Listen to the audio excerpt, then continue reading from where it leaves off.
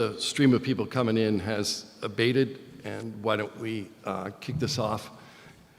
This is the Duxbury Beach Reservation Community Forum relative to access and use of the Duxbury Beach. And I'm Wayne Dennison. I was asked to moderate this event tonight. I do not work for the DBR. I think I've been asked to moderate this event largely because I've probably run 100 public hearings in this town, and there's yet to be a casualty at any one of them. But it's my privilege to do this. I'm going to talk a little bit about format, and one of the first things that people asked me even in the hall was, are we going to get a chance to ask questions? And the answer to that is unequivocally yes. The purpose of this is that the Duxbury Beach Reservation brought all the parties involved with Duxbury Beach management together in front of this community to ensure access to accurate information as to how the beach is regulated and managed. And in order to do that, we have a number of panels who are going to give brief presentations. Probably, all told, we'll spend the first hour with the presentation by the panels, and we'll reserve about an hour and a half for questions.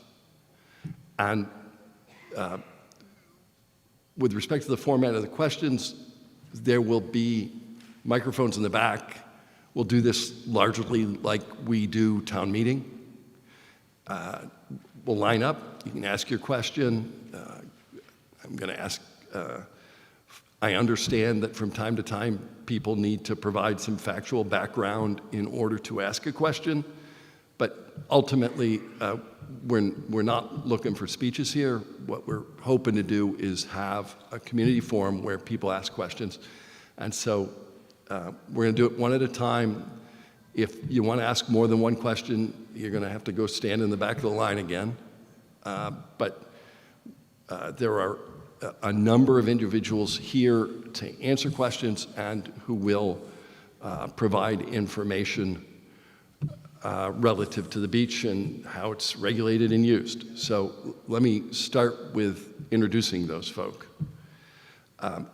We have Carolyn Mostello she is a coastal waterbird biologist with the Massachusetts Division of Fisheries and Wildlife. And at some point, I don't know when, she will be joined by David Simmons, who's the supervisor of the Endangered Species Program at U.S. Fish and Wildlife. David indicates that every time he looks at his ways, he's farther away from Duxbury than he started.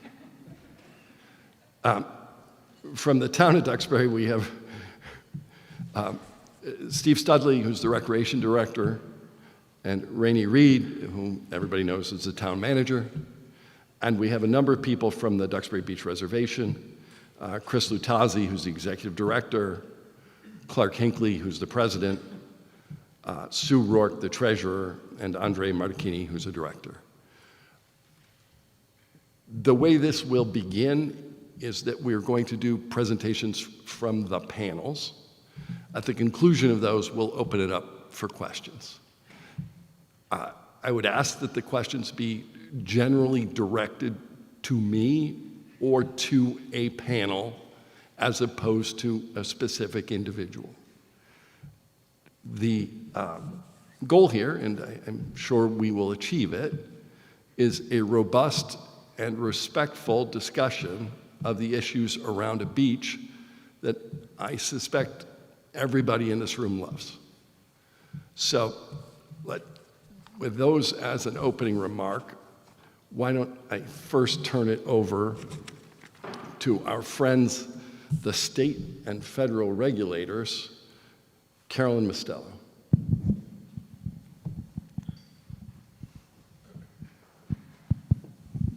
Okay. Oh, good, this is on. So thanks for coming. Again, I'm Carolyn Mostello. I'm from the Massachusetts Division of Fisheries and Wildlife. So we are the state, the folks from the state who are working with wildlife. And David Simmons from U.S. Fish and Wildlife is the federal representative, and he should be here shortly. So my role today is really to give you some background on the birds and the regulations and a special permit that the state has called the Habitat Conservation Plan permit, so that everyone has that background information and can be on sort of equal footing going into the more detailed discussions.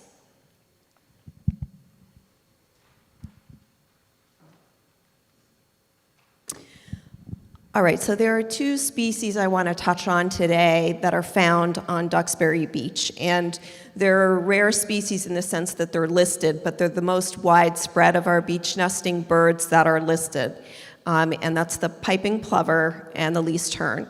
So the piping plover has a federal listing designation as threatened, and it has that same designation in Massachusetts as well. So I want to note that whatever the federal designation is, in Massachusetts, we're required to have the same or a more imperiled designation. So we can't list the species at anything less than threatened in Massachusetts because federally it's listed as threatened. So the least tern, or our population here at least, is not federally listed, but it is state listed as special concern. So in the state we have endangered, threatened, and special concern, and all of those designations are covered by the Massachusetts Endangered Species Act. So the piping plover and the least tern have very similar ecology. They choose almost the exact type of habitat to nest on, but there are a number of differences. So piping plovers are in the shorebird group, and they make their living on the shore. So they feed on the shore, they take marine invertebrates as their main food, and then the least tern is a seabird. It makes its living from the ocean. It feeds primarily on fish, and it doesn't feed on the beach. It simply nests and rests on the beach. So the chick mobility is linked to whether or not the chicks can feed themselves. So piping plover chicks, they hatch out, they're almost immediately mobile, and they range really widely across the beach because they're taking their food from the beach. So you'll see them all the way from the dunes to the ocean to the bayside and so forth. So least tern chicks cannot feed themselves because they can't fly, and the adults need to fly over the ocean to bring them food. And those chicks are also mobile. They tend to be a little less mobile than piping plover chicks, but they will move quite a distance from the nest, especially in response to disturbance. But their parents feed them on the beach until they're ready to fledge. And for both piping plovers and least terns, they're on the beach for about a month before they can fly.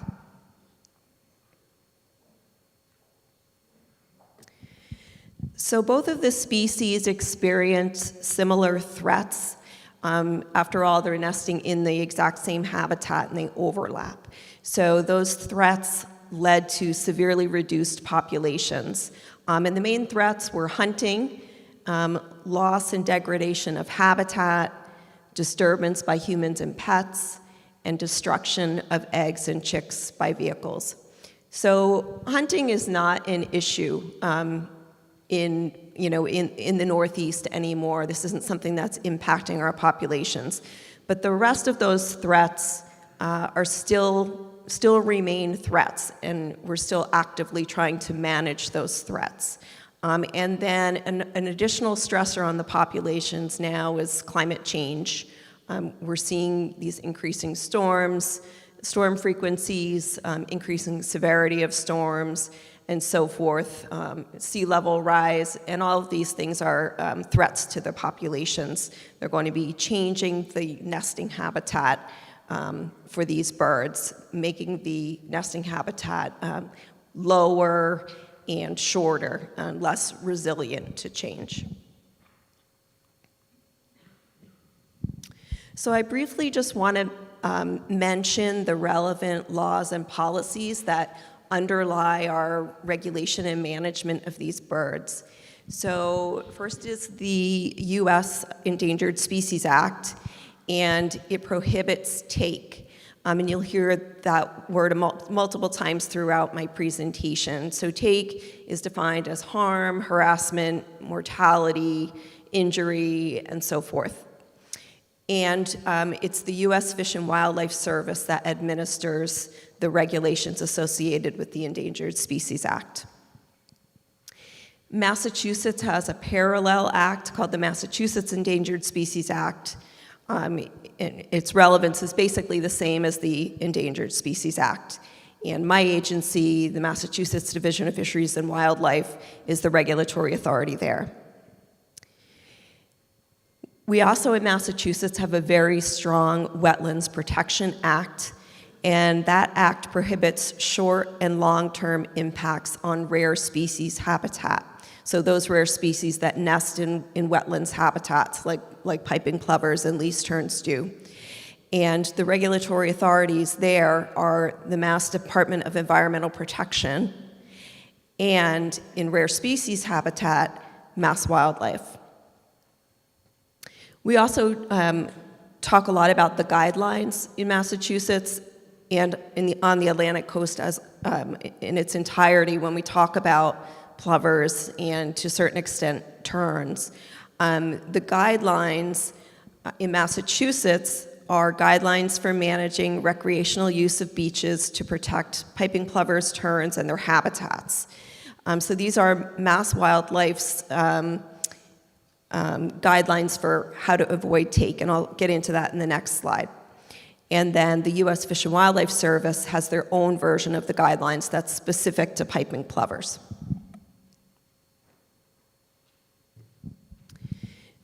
So the federal and state guidelines are fairly similar to each other. They're designed to avoid take, and they protect both the birds and the landowner by providing a set of procedures that, when followed, avoid take and therefore protect the landowner from liability. So those measures are probably things that you've seen on the beach: symbolic fencing to designate buffer areas where the birds can nest undisturbed, and restrictions on oversand vehicles or OSVs, pets, fireworks, and kites.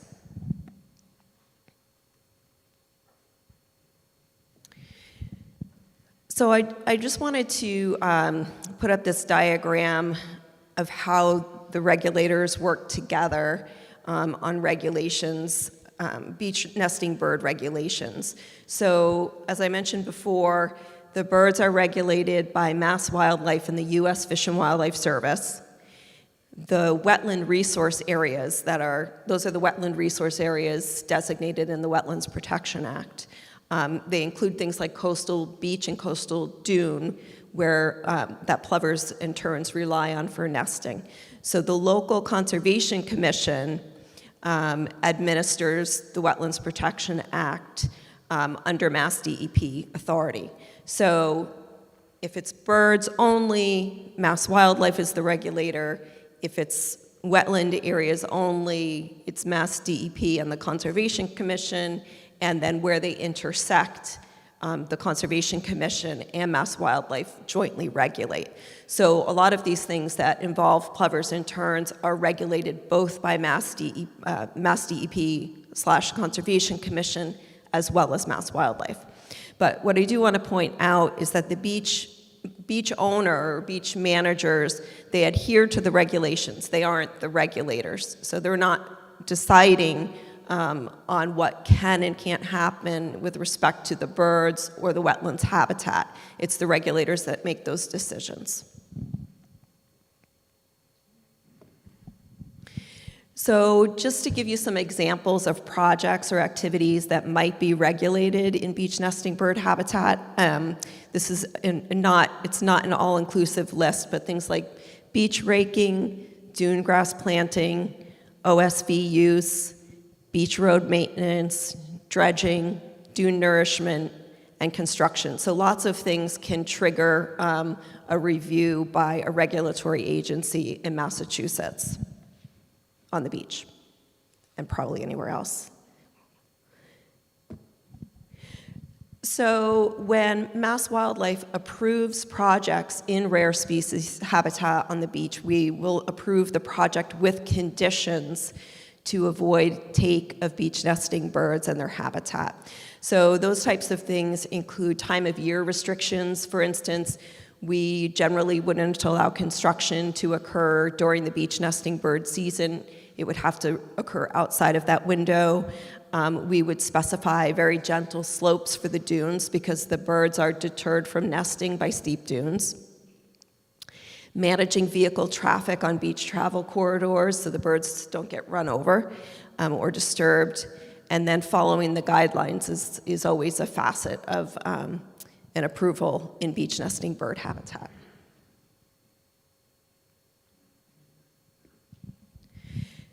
So I want to draw your attention to the upper right figure of New England. So these are piping plover numbers in New England over the past few decades. And the pink lines in all of these graphs are the recovery goal, the federal recovery goal that's been set for the piping plover.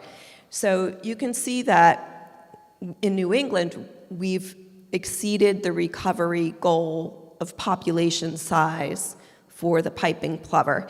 And so when people see a graph like this, they say, well, why are they still listed here then? We've done our job in New England and we've done it well, and that's all true.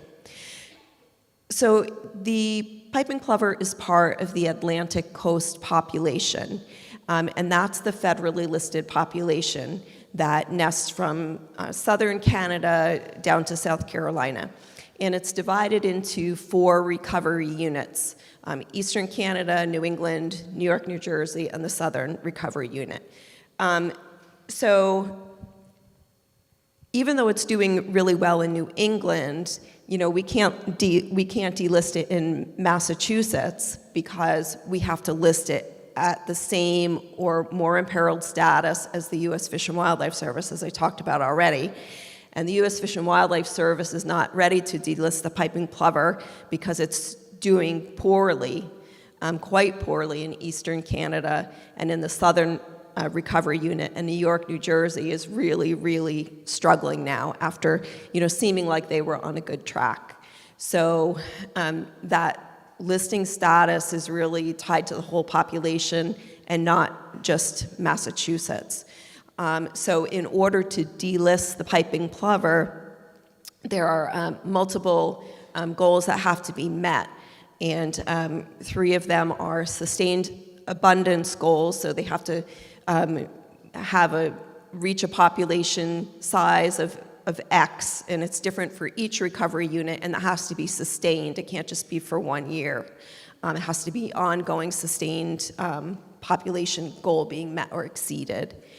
There has to be a sustained productivity goal, so how productive they are in fledging chicks across the recovery units. And that is not being met in most of the recovery units. And then there have to be long-term agreements in place with landowners and agencies that are managing piping plovers to make sure that the successes in abundance and productivity can be maintained for the long term. So that's why piping plovers aren't going to be delisted federally and why they can't be delisted in Massachusetts. So let's take a look at Massachusetts specifically, and I want to walk you through this graph because it's quite busy. So on the left-hand axis is the number of piping plovers in Massachusetts with the orange bars. So that's a scale of 0 to 1,000. And on the right-hand axis is the number of plovers on Duxbury Beach. That's going from 0 to 35. There are not 1,000 pairs on Duxbury, at least not just yet. So there are about 180 nesting sites in the state, and they've really expanded over the past few decades, and they've even expanded to urban beaches that are quite busy. Because of that, we've seen increasing conflicts with recreation. which is understandable, right? Because both the birds and the people want to be in these really nice recreational spaces. So the increase that we've seen at Duxbury is not unusual. We've seen this all around the state. Kudos to Duxbury. They're doing a really nice job managing the beach and providing good conditions for the birds, but the birds have increased everywhere. So you can see the trajectory of the black line of Duxbury Beach very closely tracking the trajectory of those orange bars statewide. So it's just a statewide trend that we're seeing.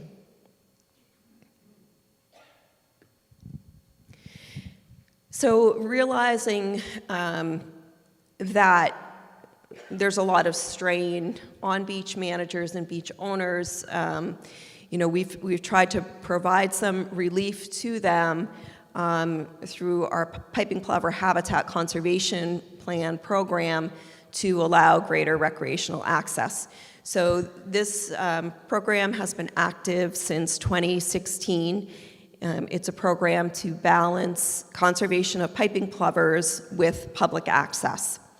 And specifically what it does is it allows the beach owners to have a little more flexibility in managing the beach. They don't have to manage strictly according to the guidelines.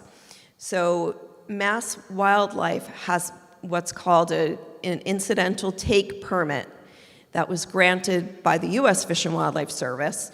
It's a 26-year permit that allows take.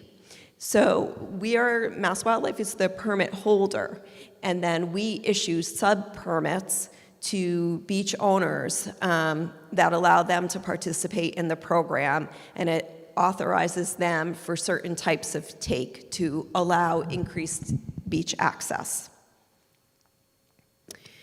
But it's a very focused program. It's not a carte blanche, do whatever you want type of program with respect to plovers. There are specific covered activities.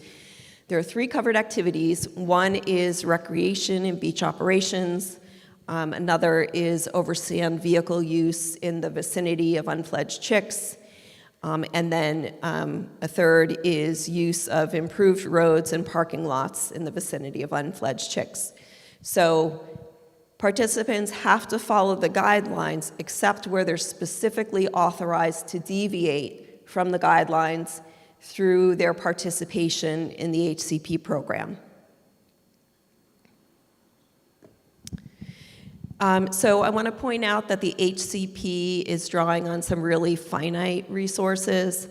There are limits associated with the program. So there are limits on acreage that can be impacted, and there are limits on take exposures. So take exposures are the number of pairs, impacts to pairs, basically. So there are limits to the number of pairs that can be impacted statewide, and there's a percentage limit on the number of pairs that can be impacted at a particular individual participating site.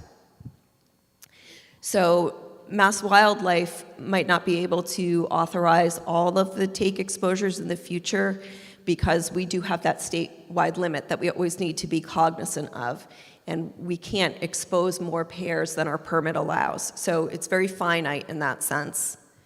And then the other finite resource that the HCP is drawing on is funding. Participants need funding for mitigation.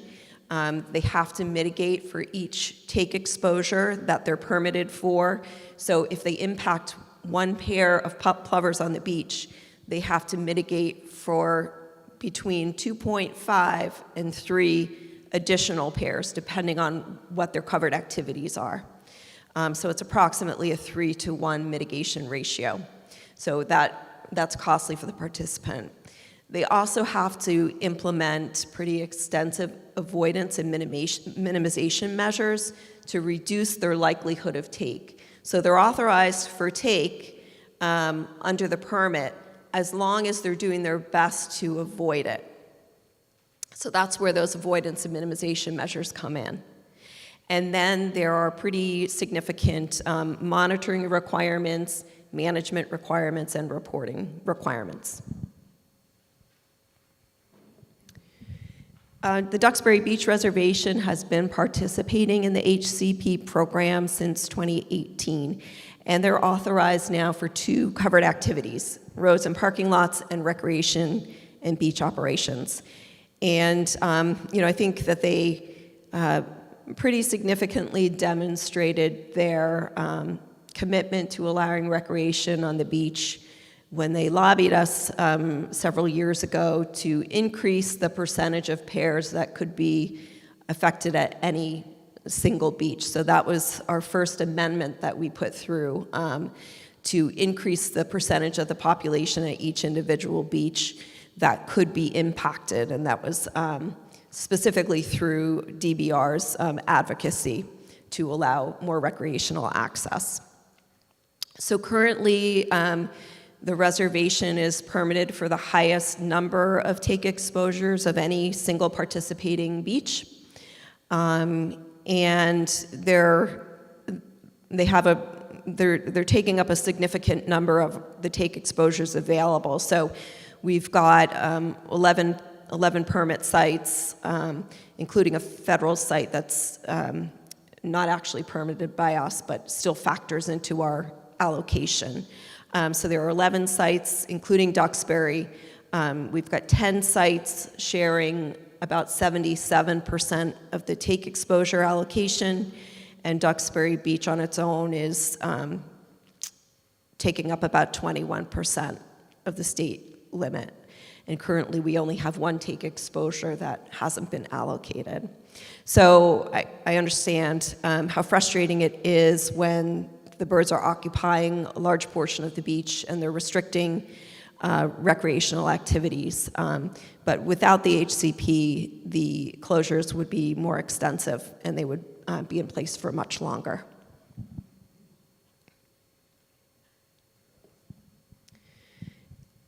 So again, I mean, we really do recognize and acknowledge that it's quite a balance for beach owners trying to meet the needs of recreationists on the beach as well as the needs of the birds. Because of this, we've pushed through several amendments to increase the latitude allowed in the HCP since it was enacted in 2016. And we've also taken measures to reduce its cost because the cost is borne by the participating organization, and the more birds you have, the more take exposures you have, the more costly it becomes. So we're trying to bring that down to just make the program as feasible as possible for the participants. With U.S. Fish and Wildlife Service, Mass Wildlife is exploring avenues for increased flexibility for beach owners and managers, both within and outside of the HCP. It's something we're actively working on. Some of these things are unfortunately not moving as fast as we would ideally like them to, but we are working on these things. And I do want to point out that beach managers and beach owners are often unfairly blamed for the restrictions that are really placed on them by the regulators to protect the birds. So they're really pulled in multiple directions. And so I wanted to make sure that I came here to speak with you all so you all had an understanding of how my agency as a regulator factors into the restrictions and how we are requiring things of the Duxbury Beach Reservation as a landowner with rare species on their property. So we're a regulator. We regulate the Duxbury Beach Reservation, and so we require conditions that protect the birds as a result of that regulation. So this is my email address. If you don't get a chance to talk with me tonight for whatever reason, but you'd like to reach out, please feel free to do so. Thanks for your attention, and when it's time, I'll be happy to answer questions. Thank you very much.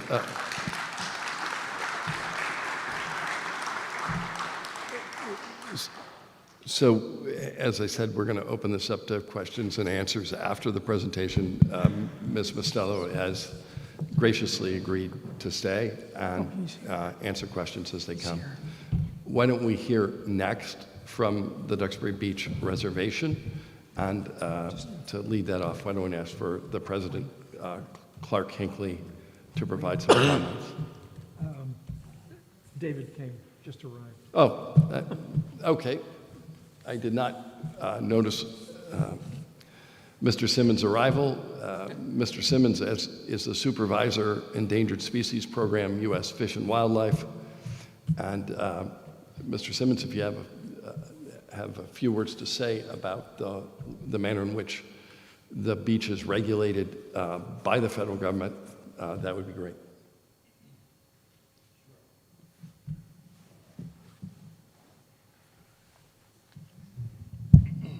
I don't use microphones very often. Is that loud enough? Okay. First of all, I'm sorry I'm late. I got here as fast as I could, and then I was waiting in the wings. I didn't want to be a distraction. From what I saw, Carolyn did a great job describing the process of working with applicants to meet the requirements of the Endangered Species Act. So I work for the U.S. Fish and Wildlife Service. Our office is in Concord, New Hampshire. Our job is to implement the Endangered Species Act in conserve species that are listed by the U.S. Fish and Wildlife Service as either threatened or endangered. And then we also help other folks, agencies, towns, anyone who needs assistance with compliance with the ESA. We work with them to accomplish what they need to while meeting the requirements in the Endangered Species Act. So with Mass Wildlife, this was not actually long before, after I joined the service in New England, we started working on this HCP, working towards an incidental take permit.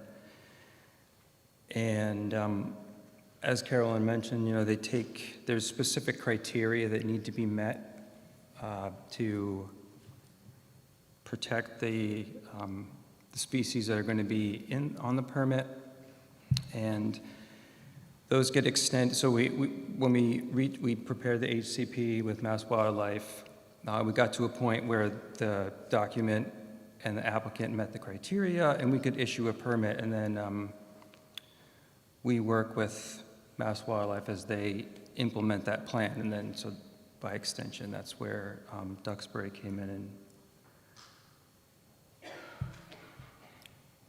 so that's a bit of an overview of how the Fish and Wildlife Service implements the Endangered Species Act with applicants. Thank you, Mr. Simmons. And he has also agreed to stay and answer questions as they arise.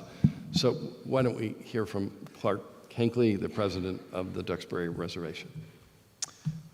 Thank you, Wayne. Good evening, and thank you for attending our Duxbury Beach Reservation Community Forum. Our hope is to better inform the community about the beach and the environment we operate in. I'm Clark Hinckley, president of the Duxbury Beach Reservation. On the dais with me tonight are Sue Rourke, our treasurer of the reservation and a director, Andre Martacchini, a director, and Chris Lutazzi, executive director of the reservation. Duxbury Beach Reservation is the owner of Duxbury Beach, and the reservation is a tax-qualified 501(c) public charity governed by the laws of the Commonwealth of Massachusetts. The reservation's mission and its charter are to preserve the beach and its ecology as a barrier beach for the protection of Duxbury and Kingston, and as an environmental asset consistent with the primary ecological objective, and operate for the public a recreational beach. The beach is managed by a board of 11 directors, 17 trustees, and a professional staff led by our executive director, Chris Lutazzi. Up until 2017, the reservation was an all-volunteer organization, but the complexity of managing the 4.5 miles of beach in an ever-changing climate, regulatory restrictions, and the need for increasing funds To preserve the landform led us to hire professional management. While Chris is the spokesman for the reservation and has the responsibility for running the day-to-day operations, she does so with the support and direction of the board of directors. Chris has recently been portrayed as the cause of oversand accessibility issues. Nothing could be further from the truth, as she is the front person for the board policies. The reservation board is committed to operating the beach within applicable laws and regulations of the local community, the Commonwealth, and federal agencies, and fulfilling our mission statement. In short, any issues about beach access are not about the executive director, but about achieving a balance between protecting the ecology and the beachgoers while respecting laws and regulations. We are also committed to being prepared for inevitable change. We have been very fortunate that we have not had catastrophic damage since 1991, but we could have been like Florida, who recently had Hurricane Ian. But we certainly can't count on that devastation not happening right here in Duxbury. I would now like to introduce Chris Latazzi, Executive Director of the Duxbury Beach Reservation. Chris? Thank you. Thanks, Clark, and thanks to everybody for coming or tuning in if you're at home. I really am looking forward to this evening, to having a conversation and sharing ideas and participating and looking for solutions together for, I'm gonna do this because it's been so many years, ORV, OSV, they mean the same, for oversand access.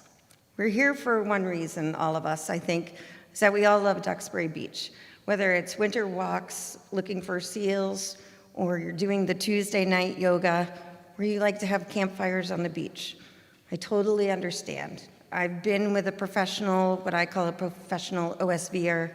We were there on a Friday night. We had the Jeep, we had chairs, we had pizza, and he had a trash can.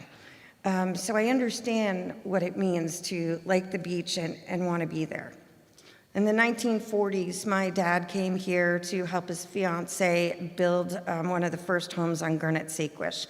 And I look at those photos and I'm just struck in awe of how big the dunes were, that you could drive through them. Or if you drove on the the back road, you wouldn't be able to see the ocean side because the dunes were in the way.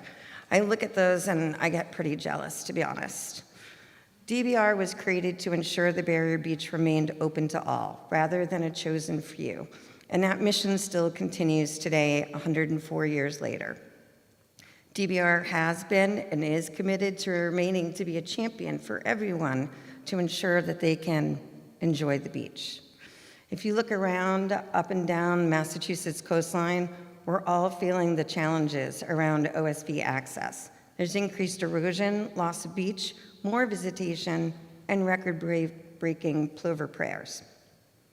Later this evening, I'll be talking about the issues and measures that we may take moving forward, but first I wanted to give a little background. We'll be speaking briefly about Duxbury Beach Reservation, how it's a team management event, and then going over some of the misnomers that have been circulating, and then talking about opportunities we have with the permit that Carolyn has just walked us through. Since 1919, the Barrier Beach has been privately owned. But what some folks might not know is what Carolyn went over. The entire beach is considered a wetland. So that means we're classified under the Wetlands Protection Act and managed by 2 different agencies. We're also a priority habitat, the entire area, which means that we have listed species on the beach, not to mention the whole host of other acronym alphabet soup, marine fisheries, environmental protection. We're definitely not managing alone. Duxbury Beach Reservation is governed by what are called Articles of Incorporation. Some people refer to it as a charter. And there are 3 main parts: preserving the barrier itself, protecting the ecology, and ensuring that everyone has access. While all 3 are important, preserve has to be our #1 priority, because if there isn't a barrier beach, there is no ecology to protect, and there is no access to provide. and therefore the coastlines of Duxbury and Kingston, which are in our Articles of Incorporation, would not be protected. Well, as I said, we certainly are not a one-man shop, and rather it's a three-legged stool. There's the owner, which is Duxbury Beach, then we also hold the permit.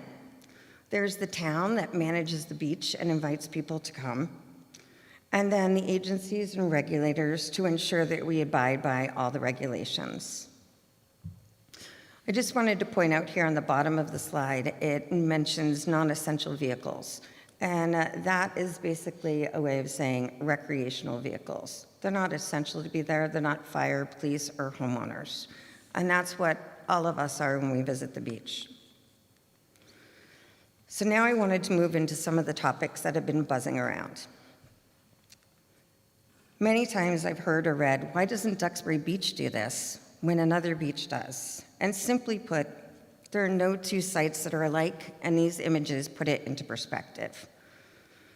My counterparts at Sandy Neck and Nauset, I'm going to admit I get pretty jealous, as well as beaches on the National Seashore and in Nantucket and Martha's Vineyard, because simply put, they can say, don't go left, go right. Go to the third trail and then turn onto the water.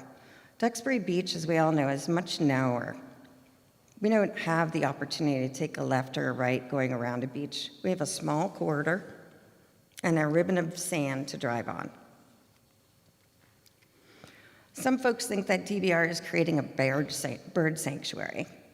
That's definitely not true, and simply put, it would be a direct violation of our Articles of Incorporation. Hence, we can't have a bird sanctuary. We're not looking to have a bird sanctuary. Ensuring public access is one of the tenets of our founding principles. Also, we enjoy the revenue from the town lease that invites everybody to come to the beach. Another piece that's out there is that we're planning to close the OSV per an internal document. DBR is not planning on closing the OSV. That was for planning purposes that say in 1 to 3 years, we need to have a plan. And the discussion said exactly what I had said previously. Without the landform, we won't have any place to protect ecology or invite people to access. But it is the board's responsibility, as well as mine, to look at future scenarios. One of those that we were discussing was evident about a month and a half ago. It was September 11th, it was a Sunday, it was a full moon. I was on the beach in the morning, and I was watching swells come in. I actually saw 2 women with surfboards at Blakeman's going out, something I don't normally see at Duxbury and Blakeman's. But you can see here that the cars were parking parallel. And this is exactly what we were thinking, and that we still are thinking we need to plan. You can see that there is a berm that was created here, and then there was water. So it forced the cars to park parallel. This is unfortunately something that we are going to see when we have full moons, high tides. And the reason we had higher tides that day is that there were remnants of a hurricane going towards Nova Scotia, and that's why we wound up having big swells. But this is the point of what we need to figure out and plan for. And it would be a dereliction of duty if we weren't planning for it. Another question out there is, why was the word recreation replaced in the mission? And it's a prelude to closing the OSV. In 2019, I realized that the giant paragraph that's our Articles of Incorporation, no one could possibly remember or recite. And I go back to those days of the 3-minute elevator speech. So we came up with a shorter mission statement. Well, it turns out, 2021, we realized it's not nearly as short as we thought it was. It's safeguard adjacent bays and towns. It was all accurate. It was just too long to put in all our marketing materials. So hence, we shortened it. And we came up with a 3-word tagline: preserve, protect, and enjoy. It's just as if Nike had their tagline, just do it. That tagline doesn't say what they do or what they're responsible for. That's in their own charter Articles of Incorporation. So just like ours, our charter is what we manage to, and our tagline is marketing. Efforts have been made in accordance to ensure that we always manage to our articles. Something else out there is DBR creates replicated habitats for plovers and terns. Well, that is correct. In 1999, the state, Fish and Wildlife, where Carolyn works, asked us to create replicated or artificial habitats. These were created to entice the birds not to be in the OSV. The idea was that if we set up nice habitats right next to their foraging area on the bayside, that the birds would stay there. Well, in 2020, we wound up observing that the birds, ironically, were crossing the road to get to the ocean side. And when we saw that, we realized that we were putting birds in peril for crossing the road, and we closed the artificial habitats with the request of the state on that. So it's true the habitats would not have existed, but now we're letting them grow in. And this is a picture of where those habitats are. What you're looking at here is high pines, and then there were 6 of them to begin with, and then there were 5. And you can see that we had ripped out grass. But what happened was they were crossing over up here, and then they were trying to get to the OSV, which would have led to more birds and limiting access. Who determines when a crossover is open? Well, simply put, the town beach operations consults with DBR during the listed species season to determine if regulations would close the beach. This goes back to Carolyn's talk as a reminder that we have to figure out where the birds are and what access we have, and then the town makes the ultimate decision of what crossovers can be opened and can't be. And the town also sets the limits on the beach, and we'll talk about that a little bit later.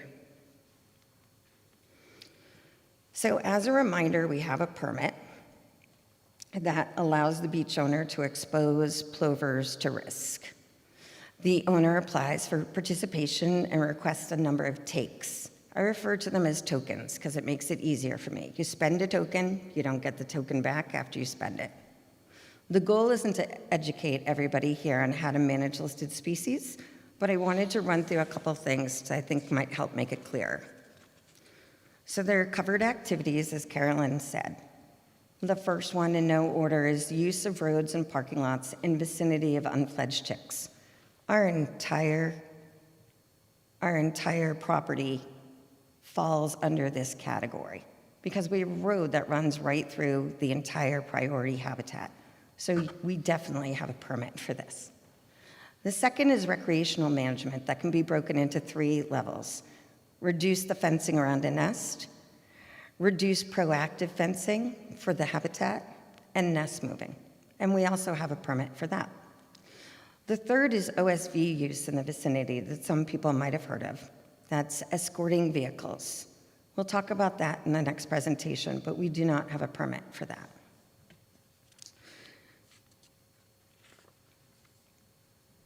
So as Carolyn mentioned that we have 12 takes or tokens, and we're allowed to use those that wind up putting plovers at risk.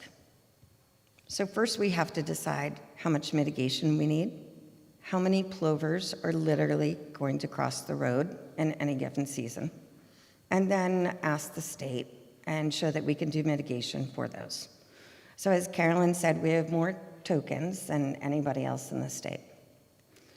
The problem is, on our average, 5 years, we've had 10 birds cross the road, or broods. Once you spend those tokens for the 10, you can't get them back.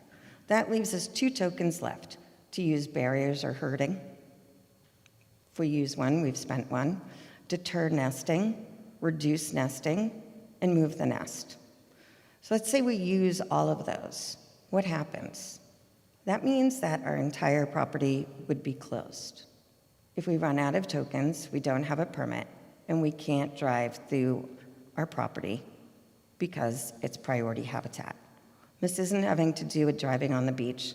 This has to do with parking at the residence lot, driving on the back road.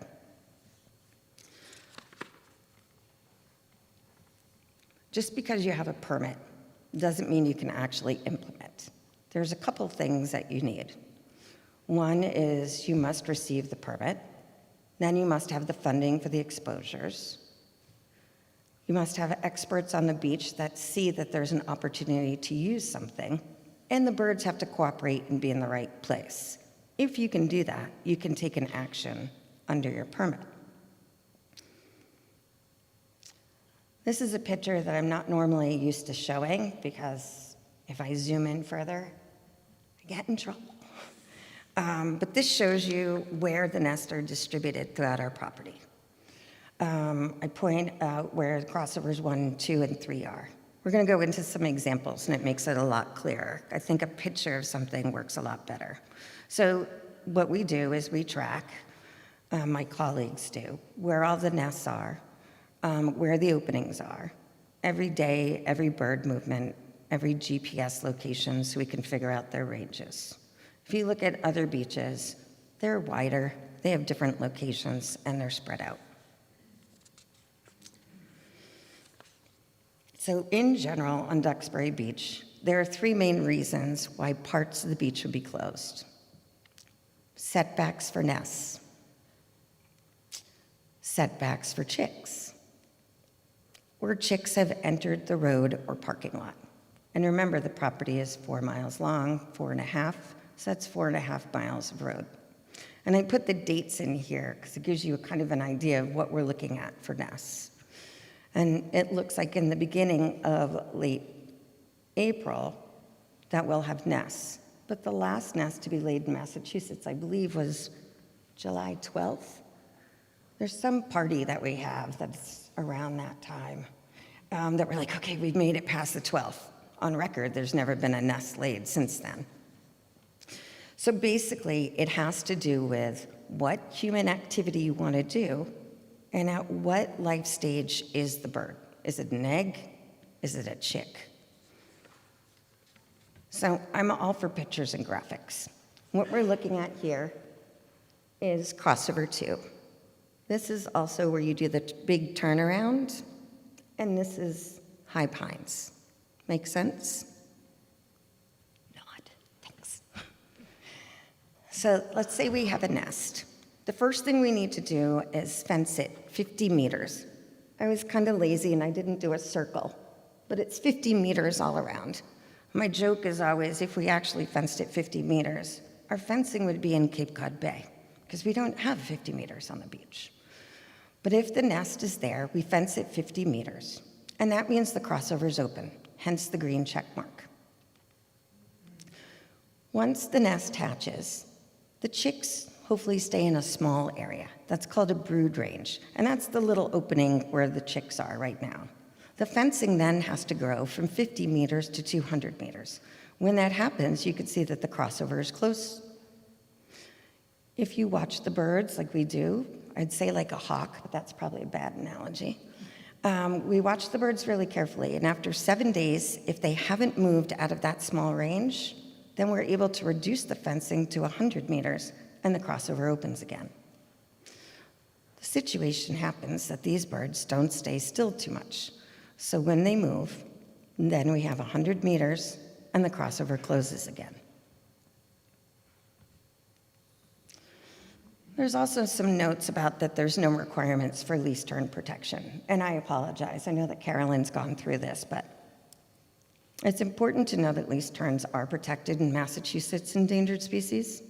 And by law, beach managers need to manage those. We have a permit that's not only our Habitat Conservation Plan permit, or COI, we also have a conservation management permit for least turns as well. Least turns have been fenced in Massachusetts for quite a few decades. Another note out in the public is that least turns nest in the dunes away from the OSV. This is inaccurate as well. They nest where plovers are in the open beach, right exactly where we want to drive. And these are just quotes from Fish and Wildlife of where they're nesting. So you don't need to take my word for it. Go to the source. And as Carolyn mentioned, these birds don't actually stay in one place. They usually wander. And it's the wandering that is kind of the challenge. The third is that least turns are being improperly cited to justify extended beach closures. Well, it's simply a calendar of math. The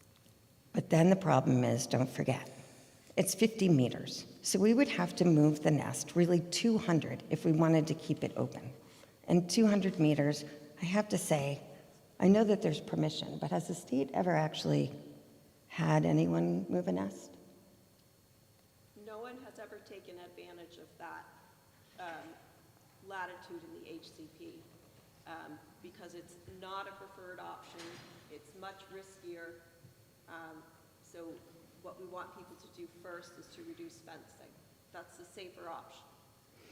And it kind of follows our one and done as well, because if we try to move the nest and then the adult abandons it, we start the whole process over again. So this is an example that if we moved it and moved it 50 meters, then when it hatched, it would still be well within the 200 meters and it would close the crossover. Deterrence. DBR has used some deterrents. I think one that got people's attention. I couldn't figure out what this photo was.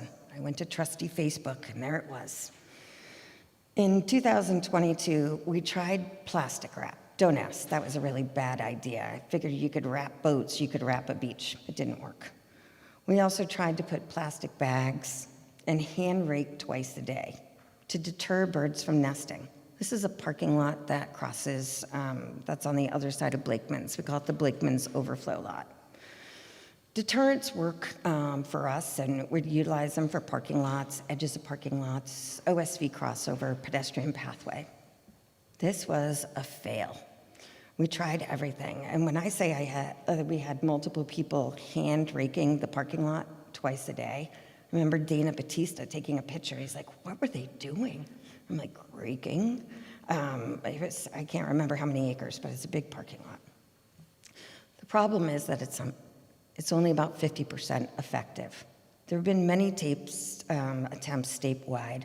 My favorite story is my friends at Sandy Neck. They took the sand fencing and they put it flat down on the ground to deter the birds from nesting. The bird nested in between the slats. So again, let's put this in DBR perspective. If we were to deter a nesting, to attempt to deter, we would put something down to stop them from nesting. We would want to go the full 200 meters, right? We don't want to do 60 meters and then the eggs hatch. The next thing you know, you have to close the crossover. So we would close it to 200 meters.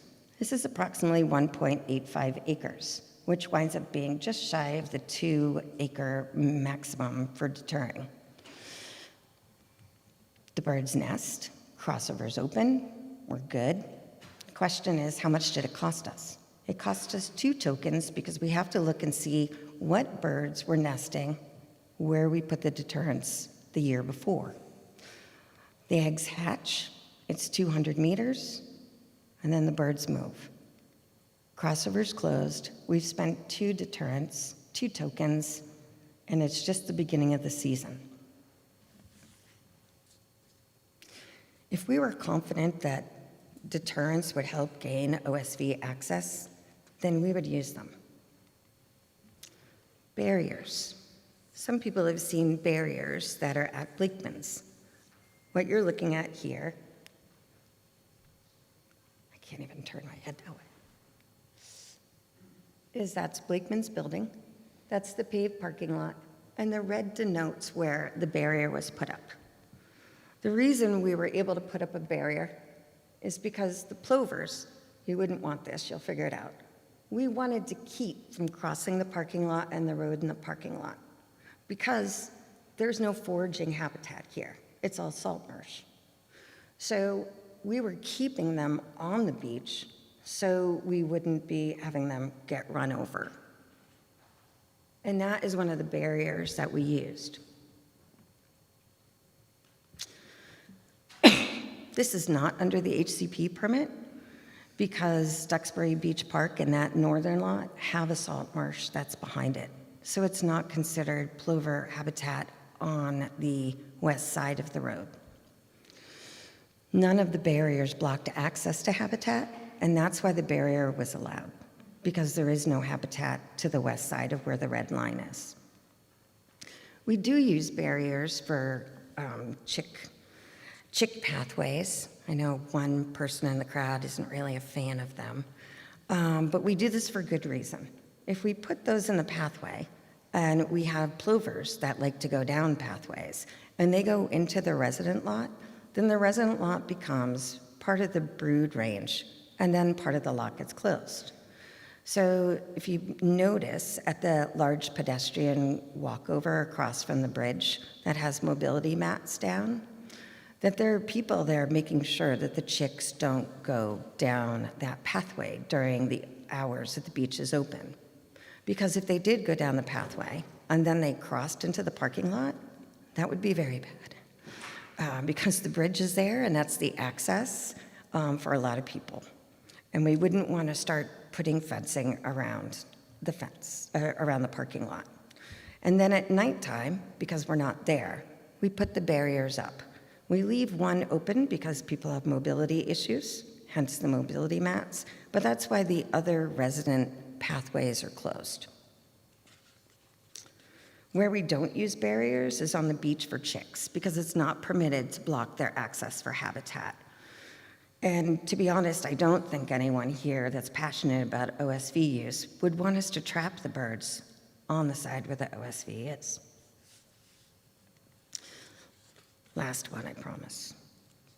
Do wooden shelters entice nesting? The short answer is no. These aren't plovers, these are least terns. And no bird nests under these that we know of. But they're there for a reason. So they help chicks thrive and survive. And these are for tern chicks. So Carolyn and I had both mentioned that they can move up to 200 meters. Well, in some instances, you don't want them to move. You want them to stay there, grow, and leave, one and done. Last year, we put up 4 of these.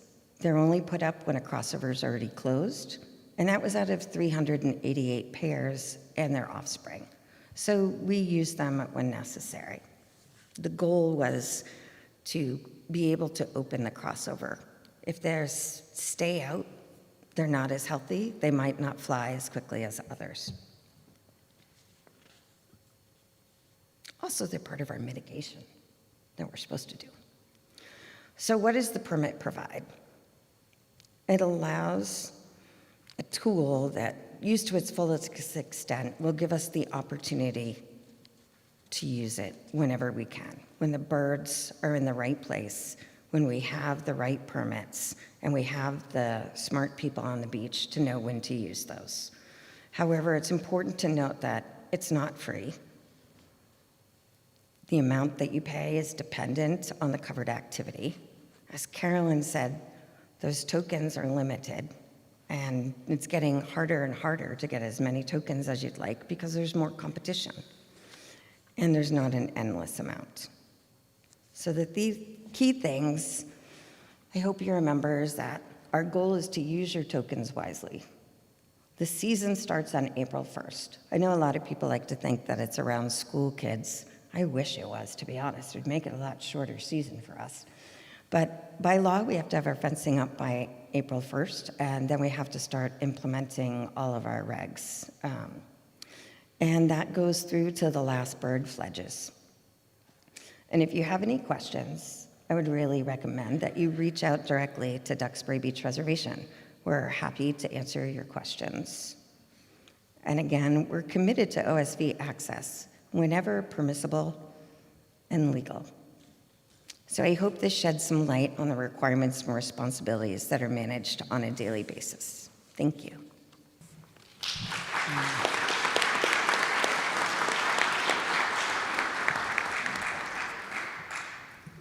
So I guess, as described as the third part of the stool, is the town of Duxbury.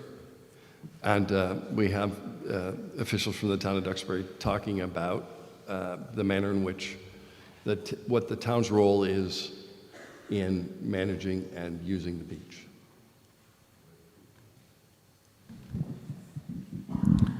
Good evening, everyone, and thank you all for coming. I'm Rainey Reed, I'm the town manager, and Steve Studley is our recreation director. He oversees the beach operations management aspect. I just want to recognize that 3 of my board members are here also, Amy McNabb, Mike McGee, and Cindy Ladd-Fiorini, and I want to thank you for being here. I also want to say hi to, I'll clap. That's right.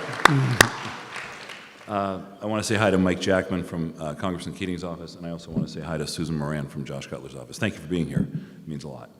And thanks for having us. This is a good thing. I think it's important that we all talk about this, and you can see what kind of pressures are often applied throughout the season of the beach. Our role, for Steve and I, is I'm the guy that's trying to sell you a sticker and trying to convince you that it's a good idea to go to the beach. The beach sort of sells itself, if anybody's ever been there. It's becoming more challenging for us, though, as many of you know, with the number of birds that we're seeing and the length of the closures. So what we try to do is work with the reservation when they provide us the information and figure out the best way to try and get people out there. How do we maximize your time out there? The last couple of years have been pretty tricky. In fact, this year we saw something I haven't seen in the 20-plus years I've lived here. We saw the opening of the third crossover. And that was a decision, and just to give you anecdotal information, based on if you've got 3 crossovers, there are certain capacities that you can have. We are under the guise that we can have a 500-car capacity, 250 resident and 250 non-resident. And so once we know what the linear footage is, we do a calculation and we can tell you how many cars we can get out there at a given time. In this case, the first crossover and the third crossover provided us with the most capacity, whereas the second crossover didn't provide us with as much. So we were only able to open the 2 crossovers. And you're probably saying, well, why didn't you open all 3? That's staffing demands. We only have a limited number of staff. We have, this year we had 22 beach rangers, and we had 22 the year before because we changed the operation. We're trying to figure out the way to run it the most efficiently, the most effectively. And the DBR hires the monitors. They're the people that sit there and watch the birds during the day. So they have their employees on shifts, as we do as well. The trick is, though, when you're closed for, as we were this year, 53 days, the trick is trying to attract and retain employees that want to stay there without guarantee of actually having the work. So in many cases, the 22 kids that we hired out there weren't going to be able to stick around because they're running on a 12-week window themselves. They're home from vacation. We try to line them up in February, March, and April and get them ready to get out there. But when the beach is closing early, and it's closing on a day called the 4th of July, they're not really sticking around. They're going to go look for other work. They may be doing landscaping, working retail somewhere, doing anything else. So it's tough for us too. So with that, we're trying to strike a balance and figure out the best way to be able to, like I said, maximize your time out there and hope that you can enjoy it. But I'm here to answer any questions, as is Steve. Yeah.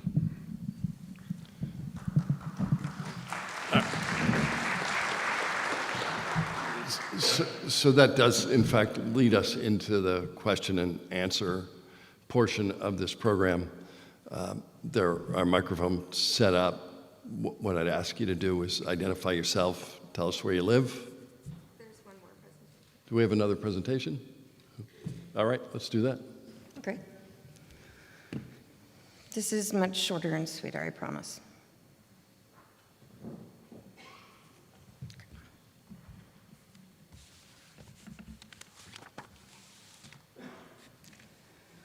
So as we've heard from each discussion, we all have roles to play on Duxbury Beach.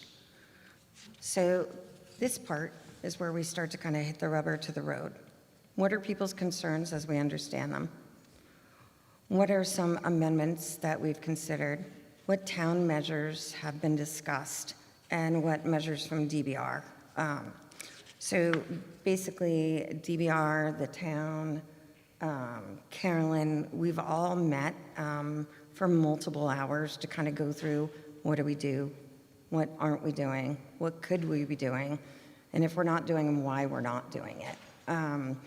And as I mentioned, it's definitely kind of your I was going to say three-ring circus. I probably shouldn't say that. This is where I should write my notes. But it's definitely 3 different pieces that are all together that are trying to work this through. So what we understand, and I have to say that I met some folks today, so if I'm speaking incorrectly and representing, my apologies. There's been discussion, but we want to talk about what measures we can take. And those concerns seem to be summarized into OSV access has been significantly reduced due to listed species. Some feel that DBR is not utilizing the HCP permit to its full capacity, and sticker holders feel that they're not getting their money's worth. So when sitting down with Carolyn, we talked about different options. And I have to say, as we run through these, the goal is not to get really complicated. But for every decision we make, one, we have to ask the state for permission and put it into our permit. Two, we have to find the funding for those mitigation points. So something that we've spoken about with Rainey and Steve last week, as well as with Carolyn, is keeping some of the pullouts open during a partial or complete OSV closure. Reducing buffer setbacks for lease turns, and reducing symbolic fencing at pedestrian pathways, because we're looking at access for all, though we understand a lot of people's focus is OSV. All of these have a cost with those. When I say cost, we have to figure out if we can get the tokens, how much the tokens cost, and if we're able to implement to begin with. So we need to ask for permission. For the town, we broke it into 3 different groups of things. We always have a postmortem at the end of the season. As Rainey just spoke about, the new policy is to look at all 3 crossovers and open 2 crossovers whenever possible, to utilize the 3rd crossover if it's the best option for access, and that basically says wherever you can get more cars, that would be the top 2 that you'd choose. Stop me if I say it incorrectly. And that means you're maximizing the number of vehicles. So if you have crossover 1, 2, and 3, and they can fit 50 cars, 60 cars, 70 cars, then you'd go for the one that's 60 and 70. The other is to reduce the minimum vehicle capacity for opening. So there's always discussion about, is 2 cars too small to have a crossover open? Is that going to cause a lot of people to get angry? Like, where is that minimum where you have it open? And the town is looking at those numbers of what's feasible to manage. Does it make sense to open a crossover if only 2 cars? And I'm giving you like lowest number possible as an example. The other is a communication, I shouldn't say change, well, they're updates. So one thing is we want to make sure that whenever a crossover is closed after March 15th, that DBR is in that discussion with the town to make sure that we have as much activity on the beach when we normally do.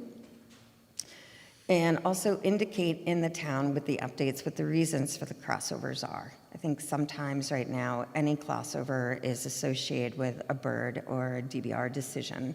So I think it's important for that full disclosure, if you will, to know why crossovers are closed. And then I put this one in, announce where and when the pedestrian accesses are, because I feel that people might not know with all the string and fencing that they can go down here and then they can cut through a certain area. So we're gonna be working together to put that on kind of the weekly information. Yes, that goes out to beach sticker holders. And then the third one is really tricky. And this is like, as Rainey was saying, and I've spoken to Steve so many times about this, budget and staffing. You know, everybody says this, but it's so much different now that we're not post, but now that COVID has been on the scene, and that trying to find people, I think, Carolyn, you could probably speak to this as well, is that it's so absolutely difficult. I mean, would you rather sit on the beach or would you like to ride a tractor and get $25 an hour? A lot of people go for the landscaping. I know someone that went for ice cream because the freezer is colder than on the beach. I won't name any names, but their parents are in the audience. So the point is that it was already a struggle. I think we have it a little bit easier than Steve does because the folks that work for my colleagues is that they want to be on the beach because they all are college graduates or in college for biology, marine biology, ecology. So they're there not just for a paycheck, but to have it on their resume. But any of these extra bits of extending opening hours, utilizing one-lane quarters, opening pullouts, and doing escorting is going to cost people, and that's going to cost money for the town. So DBR measures, we put in a whole bunch of those. Remind beachgoers of updated rules allowing increased pedestrian use of the beach. Work with the beach managers group. A couple years ago, I started a monthly Massachusetts beach managers group. It was basically to steal everybody's great ideas and learn from their mistakes. It's turned more into a cathartic, I don't know, sad, crazy hour of people going, and then the guy said this to me. So it's more of a therapy hour right now during the summer, but the crazy thing is, believe it or not, we were discussing in March and April, people are getting angry. The population is going up. What are we gonna do, and how can we have the state and federal agencies kind of get involved, at least to kind of send the message out that it's not just the beach managers wanting to keep people off the beach. It's not that at all. It's just that the population has increased and there's a finite space. So we decided that it was too busy during the summer to contact the regulators because they had their own things to do. And Carolyn is having her annual meeting, and we're going to be discussing some of these kind of what are the messages we can give, and what is everybody doing. And there's over 100 people that are going to be at that meeting, and it's good to find out what works and what doesn't, because all of the beaches in some way are facing an increased plover population, which from an ecology point of view is not a bad thing. We're going to continue with town meetings. Steve will get the full brunt of this. I'm sure he'll love it. There's weekly meetings on Zoom. There's weekly meetings on site during the season. And then we use the dreaded Slack that has more channels, I think, than my TV does at home, that talks about everything. So if you want to know what's going on with a seal that's been found on the beach, it's okay, they belong there. That'll be all on our communication. And also to make sure that we continue communication with the public. We started a get to know series during COVID, and we've now started a FAQ page that went live a couple weeks ago. We're waiting to add more and more questions, but we figured we'd wait until this evening to hear what the big ones are. So people will have a source to go and get information. If we wind up implementing some of the pieces, discussing with the town what we're able to do, then we'll look to enhance beach ops education, because they would need to be involved if they decided to do escorting, and we're happy to answer questions about that. And also reduce the wait time for crossing events for herding. Now, this is a little weird, but it gets different for Gurnett Saquish people when the road's closed. So looking at a Gurnett person, Saquish person, saying it might still be a half an hour for Gurnett Saquish when the road is closed, but this is when the road is open. So how you can help. Use the crossovers, and I should say the pedestrian as a pedestrian. There are pedestrian pathways over there and get to use full beach. Remember that monitoring and data collection are what keeps our beach open and gets those fences reduced by those people. Taking information, data collecting, they have down to literally the day when the eggs are gonna hatch. So we're able to calculate the very day, 24 hours before, when the crossover should close. If we weren't watching the birds, then we could just say, yeah, it's going to be in the next week, and we would close it earlier. But we're very dedicated to making sure it stays open as long as possible. Watch and attend the Get to Know series and submit questions to that, because we use the questions everybody sends. And I didn't talk to the town about this one, but attend the Duxbury annual town meeting and advocate for an increased budget. That, just like that. You can Comment on that one? I'm going to hold off till March. I think we are now at a point where there are questions that can be put to the various panelists. We'll ask people to line up at one of the microphones, identify themselves, and ask their question. Again, I'd ask you to direct the question either to me or to a particular panel as opposed to any particular individual. I have a question. Dave Gruneville, Tremont Street, Duxbury. I fully understand what you're saying about the protection of the endangered species. I have no problem with all of that, and you need to close the beach, you need to close the beach. What I have an issue with is whether the town of Duxbury will prorate a refund for those days that aren't used. And if not, why not? Thank you.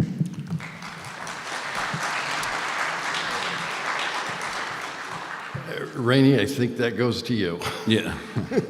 Thank you, Wayne.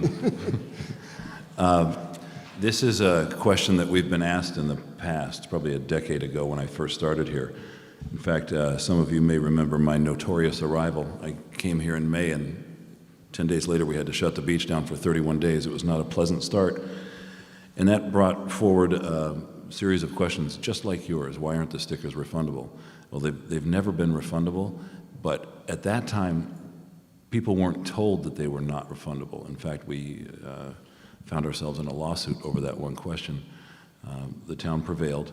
So it wasn't enough to win the case. I thought it was a huge dissatisfier just to say they're not refundable. So what we did was a couple of things. The first thing we did was we provided weekly updates on the status of the beach and whether sticker holders would be able to access the beach or not. We gave them counts on the number of birds, estimated departure times, advised people to show up early, tried to help them out as much as we could so that they could make an informed decision before they bought the sticker. The other thing we did, we automated the sticker sales and went online so that when we did that, we had at least 5 or 6 stopgap measures to make sure that everybody knew that was purchasing a sticker that they were non-refundable.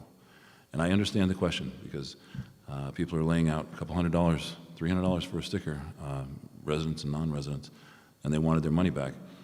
But it isn't that kind of a situation. So what we did is we just tried to provide as much information in advance before they made the purchase, knowing that there would be restrictions in place. Because we weren't dealing with just closures at the time, we were dealing with restrictions that would drop the number down to 30 cars a day. So we wanted people to be able to make an informed decision right out of the gate. Next question. How you doing? Andrew Marshall, Lantern Lane.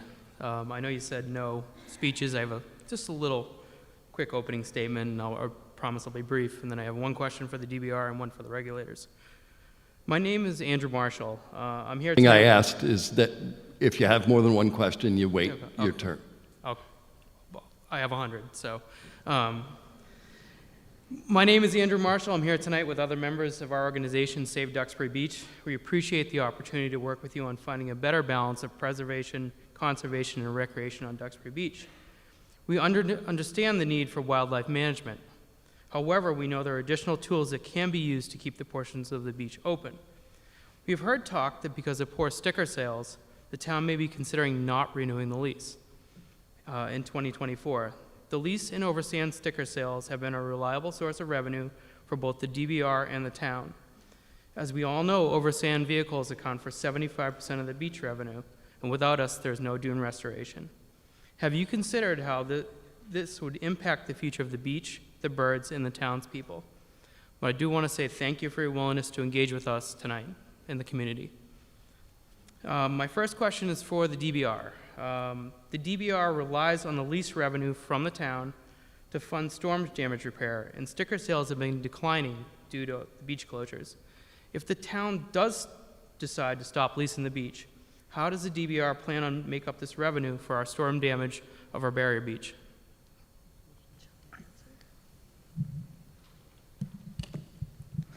That's a really good question.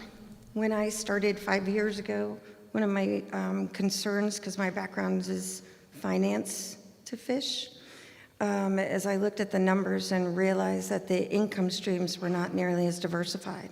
So we worked really hard to reduce our dependency on any one stream to make sure that we have multiple streams coming in. I would have to say that if the town decided not to lease the beach, we certainly would still be able to protect.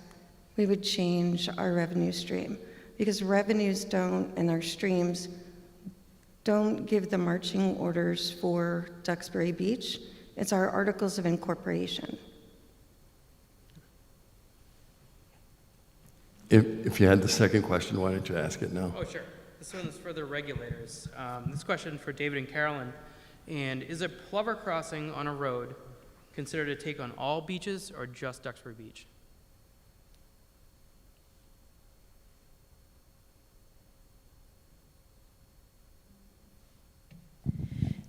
Typically, if plovers were crossing from one side of the beach to the other, a site that was not participating in the habitat conservation plan would have to close the road.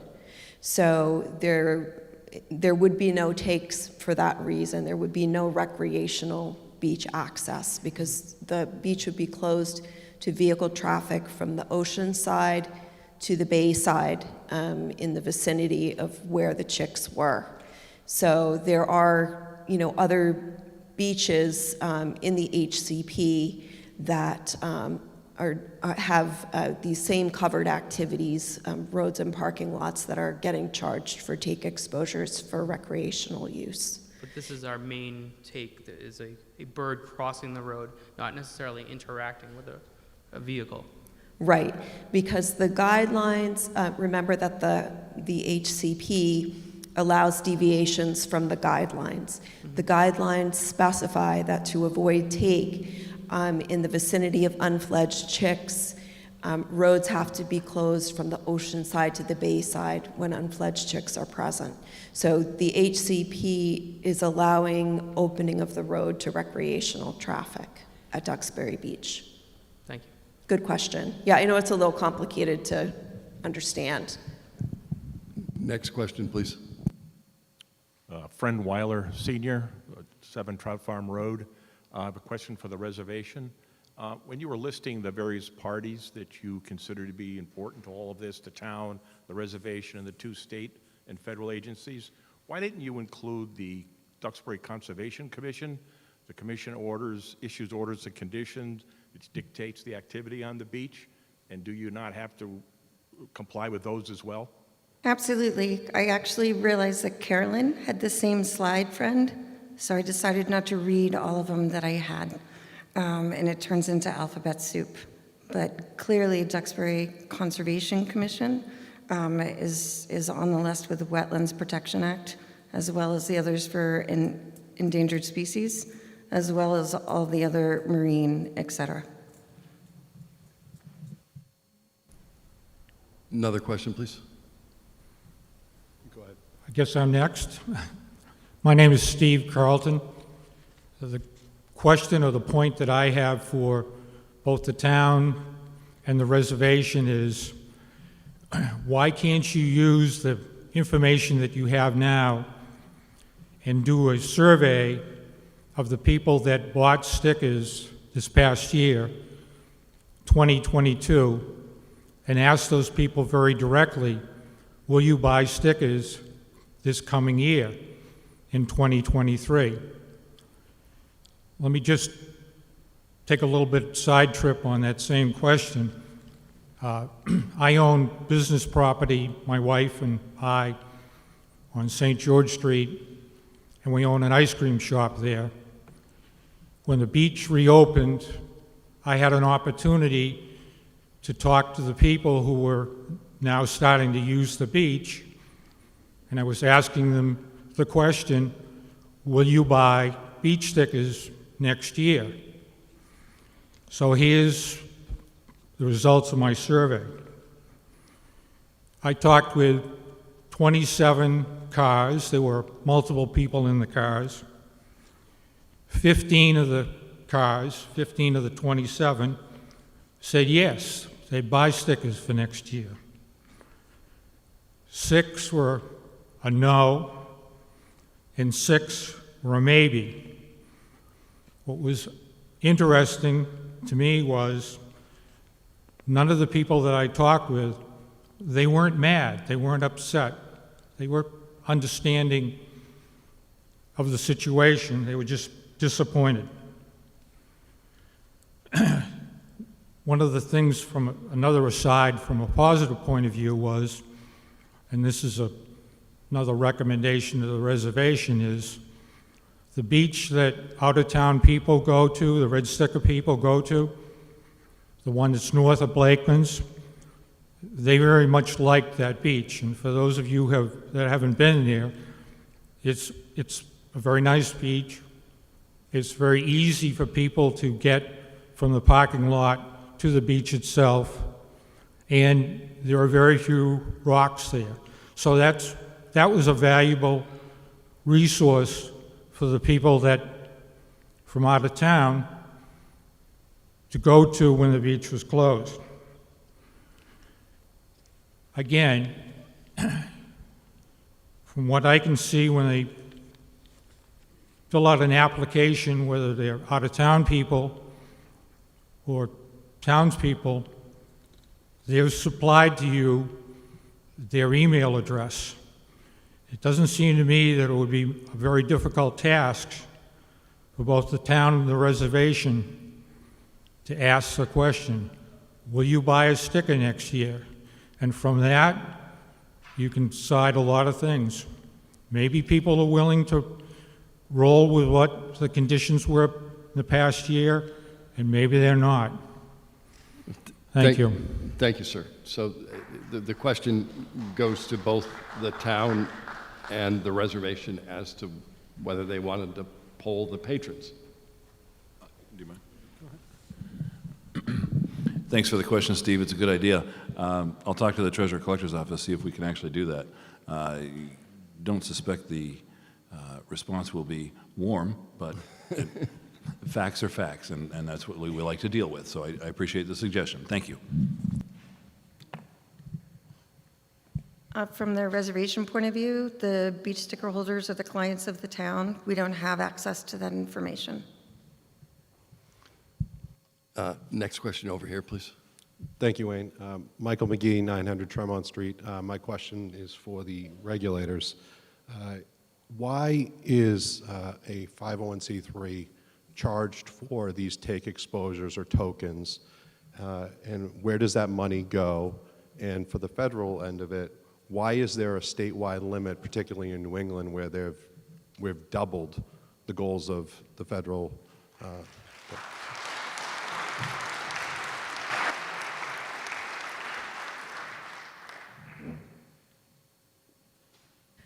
I didn't quite catch your first question, but was it, where does the mitigation funds go?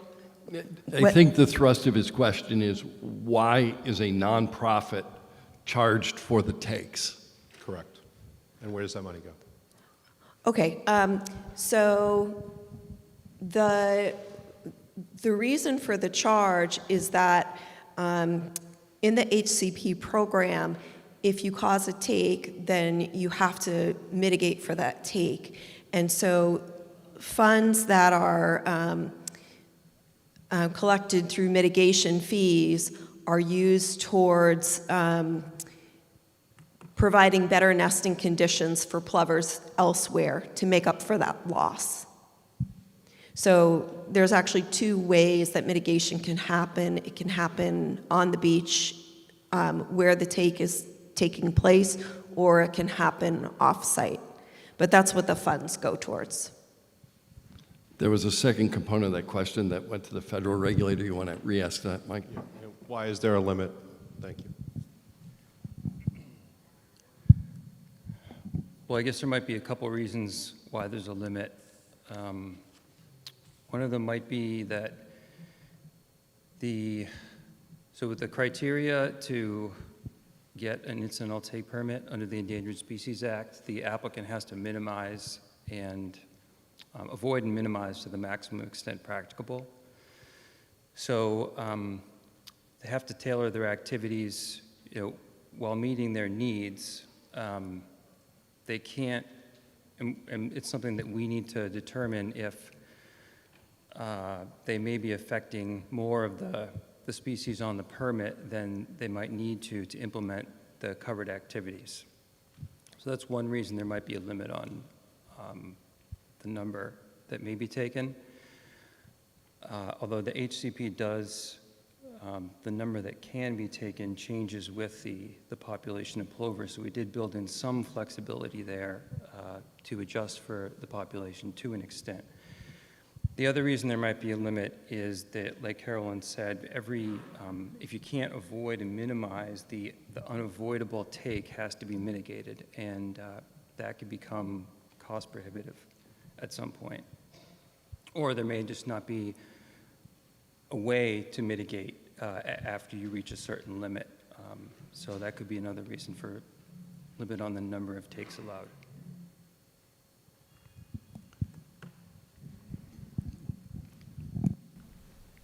Next Hi. question. Monica Vedette and I, Bird of Elm Street. My question is to Mr. Studley and Mr. Reed. What steps are you taking to prevent the staffing issues? Have you considered a volunteer program? As a lifelong resident of Duxbury, I know myself I'd be happy to volunteer time to, police the bleach or whatever that is required should there be staffing shortages. I'm going to let Steve answer that, but don't leave here without me getting your address. Yes, no, first, I appreciate that offer. If you do go to the town's website, the HR department, we keep those positions of beach ranger as volunteered or employment. It's always open. We don't close that. So you could apply tonight when you go home, and you'll get a call tomorrow that we'd use your services this summer. Okay, good to know. Thank you.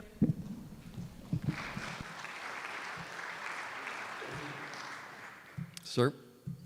Thank you. Drew Tholly, West Street. Question, I believe, for the state. You did a nice job articulating the plover arc of return and volume relative to the goals. I didn't see anything about the lease turn. And so my question is, I know that they're treated very differently in many regards. One is federally protected, one is by the state. What are the goalposts for getting the lease turn off of that concerned list? That's a great question. And, one of the problems that we have with lease turns is they're really hard to count. So that's really precluded us from having a strong sense of even what our population size is. We think the population's doing fairly well now, and it has increased, but it's very volatile. It goes up and down and up and down. So they're very confusing species to manage, and we don't have a numerical abundance goal for delisting them for that reason. They're tricky to count. They do benefit from piping plover protection because they are overlapping. But what causes the big ups and downs in the population, it's hard to understand sometimes. So Yeah. just to clarify, so there would be no way of producing a similar looking graph for lease turns, and both because they're not able to be counted, and do I understand also that there is no written or agreed upon benchmark? So they're counted every year to the best of our abilities throughout the state. And so we do produce, we can produce graphs of their estimated abundance over time. But it's true that there is not a numerical threshold right now for delisting. They're not at the point yet where it would be considered because they're still pretty vulnerable and they're subject to what appears to be big ups and downs in the population. Next question. Yes, hi. My name is Christopher Alexander. I am a resident of Marshfield. First of all, I'd like to thank each and every panel for curing my naivete about what actually occurs. It was enlightening, and what I wonder, as I sat here listening, it seems like the measures and metrics of population and protection have been quite significant on Duxbury Beach, and perhaps a feasibility study could be done about just crossover 1, and maybe on the most northern point of crossover 1 after Blakeman's, perhaps create another crossover. Now, I understand the concern is money. I don't really understand the cost of the tokens. But being said, with the tools at your dispense for bird deterrence, for escorts, nest removal, if it was all consolidated into crossover 1, and perhaps with the added crossover at the most northern point, you would minimize road traffic. And I wouldn't say this is a short-term goal. It would probably have to be done over a period of years. But those deterrents would eventually, move the birds' migration to crossovers 2 and 3, and allow that one crossover to remain open for the residents. And again, without understanding the cost of the tokens, have you taken some of the funding received to hire a professional grant writer or a solicitor to go after some of these federal grants that are out there, using your success of measured in metrics of plover growth and protection as a benchmark of why you should get this grant money and these eligible funds? And then to the other point of volunteerism, I've run many successful organizations by using interns through colleges and high schools, offering scholarship opportunities, again, resume builders for these young students. I just believe you need to tap into civic duty, feasibility studies, grant writers, and use your success as a tool for getting these crossovers open. And I think ultimately, the cost of the tokens would be less significant. You wouldn't be looking at the town. The town wouldn't be, looking at this study. And use your tokens wisely, but I would suggest using them down at crossover 2 and 3. Road access would no longer be your barrier. Okay, Just an opinion. I'm going to try to parse that a little bit and put a little more narrow question to the Beach Reservation Society. Can you just do additional crossovers, and do you have the ability to find more money elsewhere? I like to think we can always find more money through grants and anyone that wants to donate. And I'm sorry, that was pretty long, so I was trying to take notes and capture them. Are you suggesting that we make more crossovers, or we use the crossovers at Blakeman's? I didn't follow that part. I think the suggestion was that you provide an additional crossover. So I have to say that when you sit in the DBR offices and you look across at Duxbury Bay, you see a giant hole, and that's called crossover 2. And that's a conduit for wind and wave. And that is one of our more, if you look at the beach, the narrowest parts are always the most that you're worried about when it comes to overwash and breaches. And the other are kind of the man-made cuts we put in the dune. So maintaining the landform being our most important priority, we wouldn't be adding more crossovers.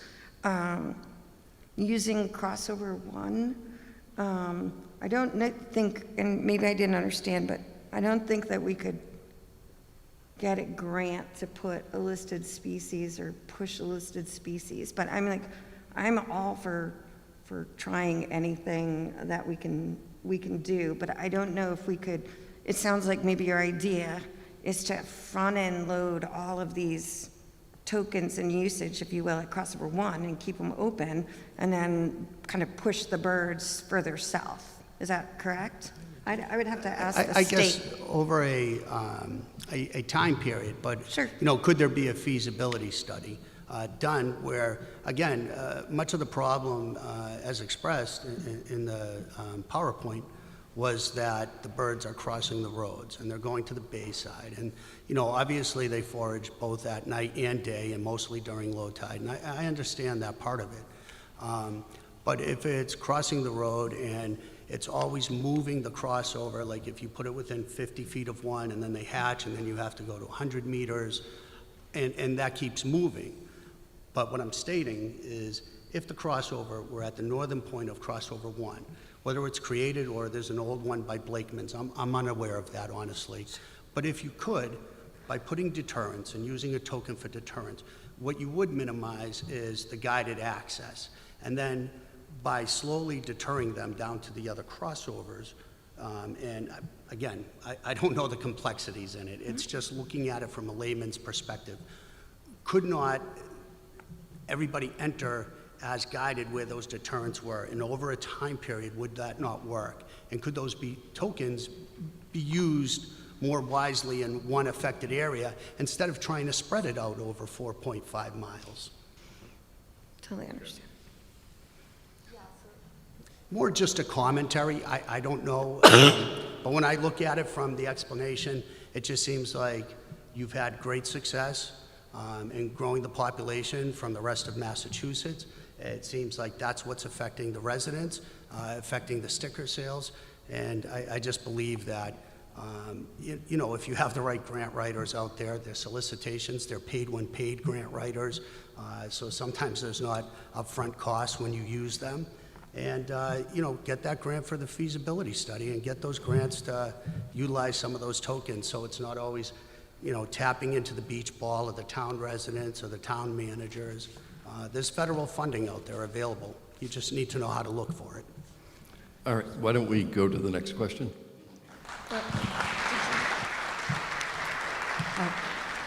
I'm sorry, I think the Carolyn wanted to respond to that. Yeah, so that's an interesting idea. One of the challenges there is that if you were going to try to shift birds from a pretty substantial area and get them to move down the beach, the birds are going to have minimum territory sizes. They won't necessarily pack in how you want them to pack in because they're relying on a certain stretch of shoreline for their food, for themselves and for their chicks. They're territorial, so you can't necessarily get them to pack in. And then the other challenge is just from a regulatory perspective, the HCP has limits on acreage. So you couldn't impact enough acreage to make that feasible.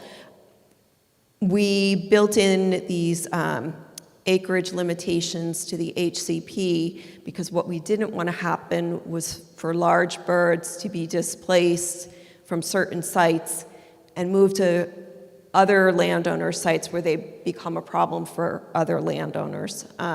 So that's one of the reasons. And so there is a strict acreage limit for the HCP for deterrence.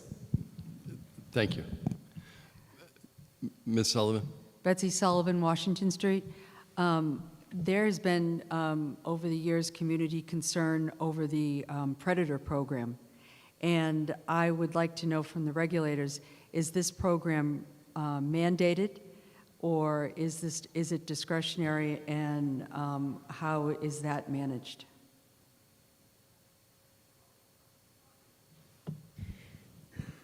We talked at length when we were developing the HCP with the U.S. Fish and Wildlife Service, because the U.S. Fish and Wildlife Service had to approve the mitigation measures associated with the program. The only mitigation measure that they were willing to accept as mitigation for this program was predator control. So sometimes when we have a little bit, we sort of have met our mitigation requirements through predator control, we allow other types of mitigation, but they're not the primary sources of mitigation, and they're not accepted by the Fish and Wildlife Service. So we have to meet our mitigation requirements to the Fish and Wildlife Service with predator control. So Mass Wildlife, as the holder of the permit, is responsible for making sure that we've met our mitigation requirements with that predator control before we can do anything else. So each of our participants has to either be conducting predator control on site or providing funds for predator control elsewhere. So it's not guided by the success of an individual program such as Duxbury. It's a statewide guideline? Yep, it's statewide. So there was talk about whether or not mitigation could be tailored to the success of the birds at each individual site, but it presented sort of an unfairness issue because the management could be excellent and generally is excellent across the board, but each site is different and its capacity to feed plovers and capacity for success differs no matter how hard you try. Beaches are going to differ. So we really didn't want to penalize sites that had poor productivity despite all the effort they were putting forth. So it is a requirement across the board to provide mitigation regardless of how successful you are in producing plovers. And I'm going to pass this to David. Thanks. So when we're talking with an applicant about an HCP, we're open to any type of mitigation. But mitigation has to offset the anticipated impacts to the population. So we would expect the mitigation to at least replace, or ideally it would increase. There would be a net benefit to the species that's being affected. We spent a lot of time talking about this with Mass Wildlife. The number of options that were available for the proposed activities in the HCP area were limited. So other typical mitigation in other HCPs might be purchasing land and putting it in an easement. That's the availability of land in coastal Massachusetts and the cost of that. I mean, we determined that wasn't feasible. Habitat restoration might be an option, but again, the amount of habitat that's available for restoration, we determined probably wouldn't meet the mitigation need entirely, and also would run into a lot of, correct me, Carolyn, but there's a lot of other permitting that would be needed for habitat restoration, habitat work on the coast. Things like education, increased law enforcement are really important for minimizing the impact on the species, but they aren't, we can't draw a direct connection to those and really offsetting the impacts of the take. And so we ended up on predator management, but it's not like that's the first thing on our list. We try to take an ecosystem approach, and so we don't, ideally we're not having to do predator management to benefit another species, but that was about the only option that we felt we were left with in this case. Next question. Hey, dude, everybody. My name is Tyler Kelly. I have a question for both the town and the DBR. I was looking at one of the graphics you had showing, all the regions that had to be met to get the plovers off the endangered species list. Quite frankly, it's not going to happen in our lifetimes, okay, if we're looking at all the different districts. So what we have to do now is look at the DBR in the town. You guys have discussed measures to mitigate closures. They all sound like great ideas, but what concrete action is going to be taken between now and April 1st when we can renew our beach permits? Because quite frankly, 8 weeks is unacceptable to be closed. So hopefully some concrete action is taken by you guys. Thank you.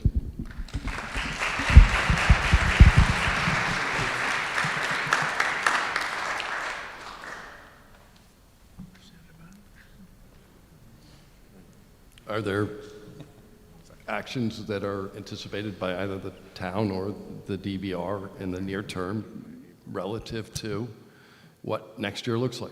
Yes, those were some of the items. Sorry, I don't know where that gentleman is. Those were some of the items we had discussed with the town and the regulators. I'm sorry to call you the R word all the time. One of them would be escorting, that the town and DBR have discussed at length. Escorting is the only permit that we currently don't have, and that would be driving through unfledged or chicks, plover chicks territory. And there's definitely positives to doing that.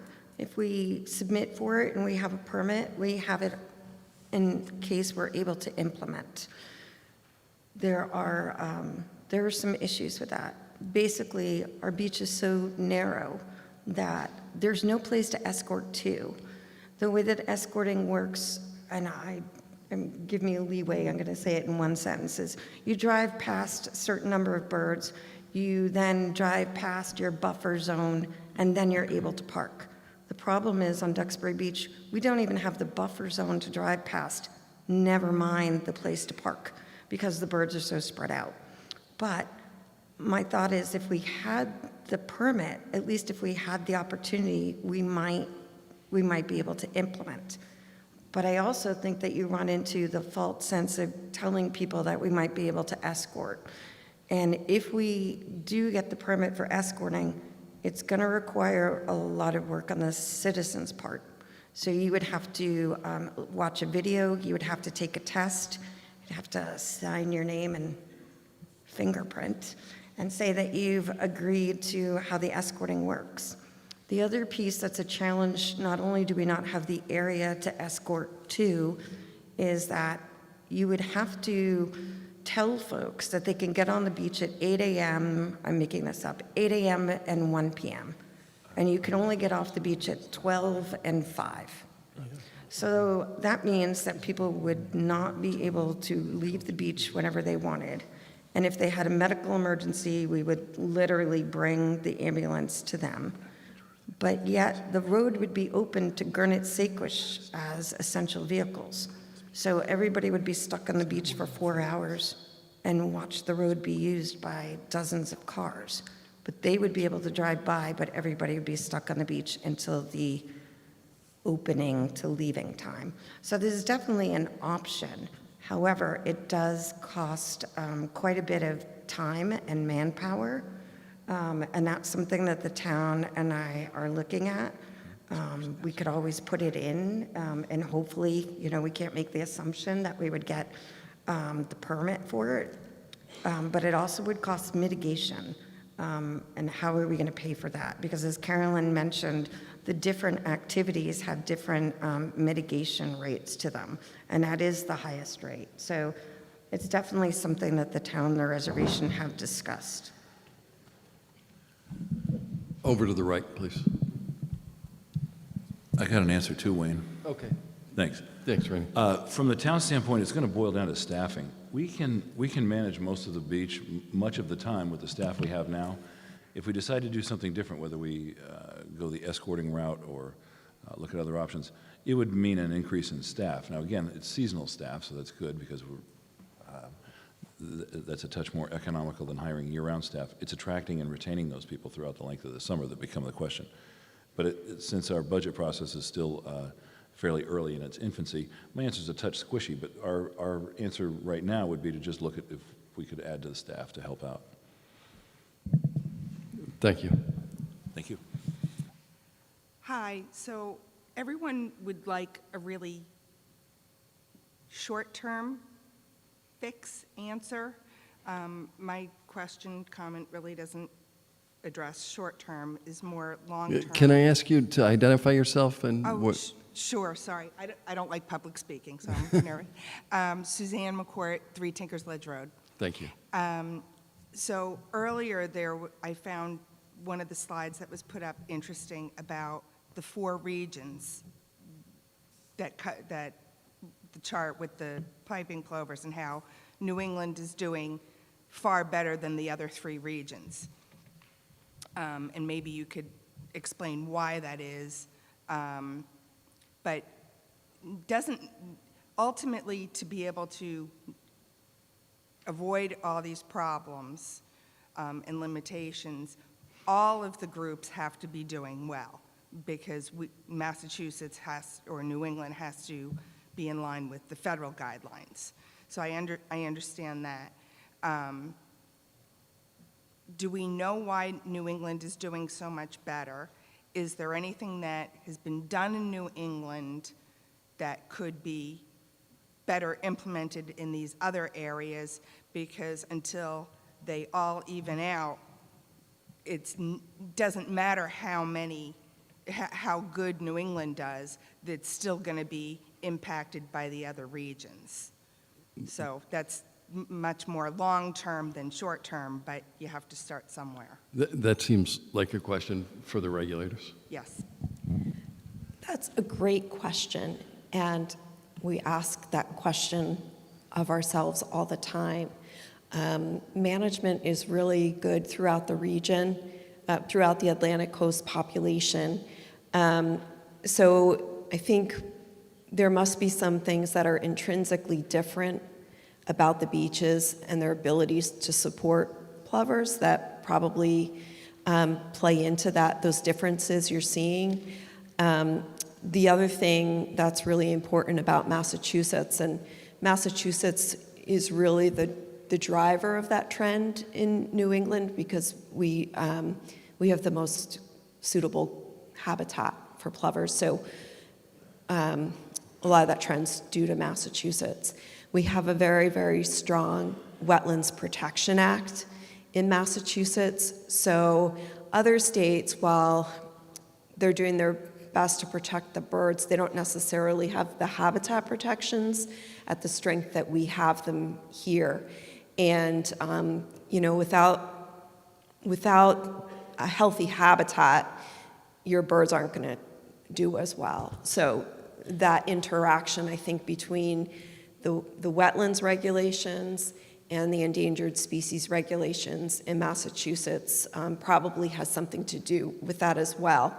But I can't tell you with a lot of confidence, what is so different about the New England region compared to those other regions. I mean, it must be a combination of factors, but nobody's really figured it out yet. But thank you for the question. Yeah, sure. I was just really curious, because it's kind of the analogy of when you have a kid in school and they have to do a group project and they're the A student, but they're in with all the C students. They lose out because the other people don't do the work. So one quick comment for town in regard to volunteers. The high schoolers are always looking for volunteer opportunities for National Honor Society. So I bet you could probably, because those students need volunteer hours. So that might be another resource you could look into for help. Thank you. Thank you. Next question. Hi, Dan Hebert, 296 Mayflower Street and Duxbury Animal Hospital. It's specifically about the evening hour access. I work 10 to 12-hour shifts, including the weekends, so I buy my sticker to use the beach from 7 to 11 p.m. And I talk to 20-plus Duxbury residents face-to-face every day, and I know I'm not alone. A lot of people enjoy that too, and that's been unavailable to us for years now. Just been a pittance of days, a lot of times only till 10 p.m., not till 11. And it's regardless of whether the birds are there or not. So I know this doesn't really fall under the non-reimbursable thing, but I just want to know what happened to our evening access and whether somebody like me should continue spending money on getting a sticker. Since you've taken over, that's what it's been. I don't have a great answer for that. I guess that one goes to the town. Go ahead. Yes, I get that. I've heard that a lot, and not the best answer in the world, but that's something 100% moving forward. We can look to going back to 11. We took over, 10 o'clock was the closure time. We haven't got off of that. I agree with what you're saying, and that's something we absolutely can look to push back to 11. Thank you. It's not just until 11. It's like both the 2 years that we've been allowed to be open, even just a few days on the weekends, it's only been after me or somebody else emails, and it's been no midweeks. It's just been a handful of days. It's not just until 11. It's how many days. We used to be able to go, like the bench warmers people are correct. We used to love leaving work, not even going and showering, to go get a pizza and go spend a few hours at the beach fishing, looking through the telescope on a Wednesday night after a long day of work, when the last thing I want to do is go home. I want to go to the beach and relax. We had, how many days were we even open until 10 this year? Do we know? Was it more than 20? Well, when the beach was open and oversand access was available, we were 8 a.m. to 10 p.m. was our time frame. On Fridays and Saturdays? Yes. Okay. But, like I said, But you're saying during the week? Yeah, I mean, like, we used to be able to get out there all the time, and I was not alone out there in my truck. I mean, Sure. like, now it's 2 days a week. And I'm saying, we're still paying. This has nothing to do with birds. The birds are gone. I can't get my money back on a sticker that I used twice this year, and it was during the day to get my dog out there after Labor Day. Okay, let's go to the next question. Drew Thawley, West Street again. Just No, maybe- Drew, I think you've asked a question already. Okay.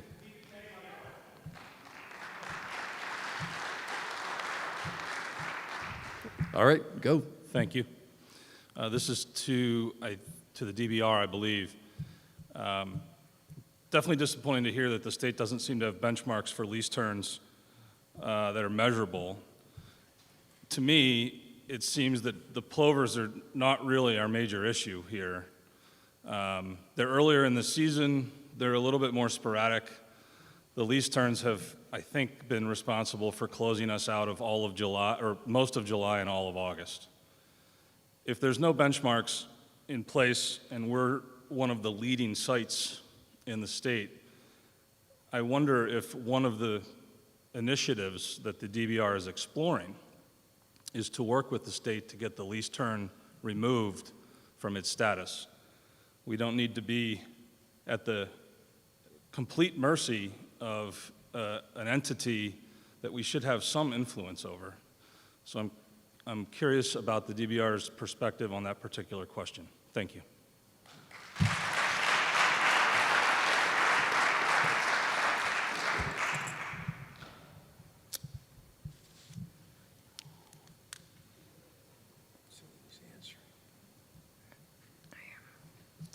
So I'm going through my book trying to find the dates because there isn't a very large number of weeks that it's only lease turns and not plovers. And it has to do with that the first plover closes it, if you will, but the last plover is the one that opens it, meaning they're continuously nesting throughout the season. So it isn't like all the, this is not going to make any sense, so please correct me. It's not like all the plovers nest and hatch and fledge and then leave, and then the turns come in. They definitely overlap. So there isn't like a 3-week closure because of lease turns without any plovers on the beach. Does that make sense? So there are plovers on the beach in August? Yes. Okay.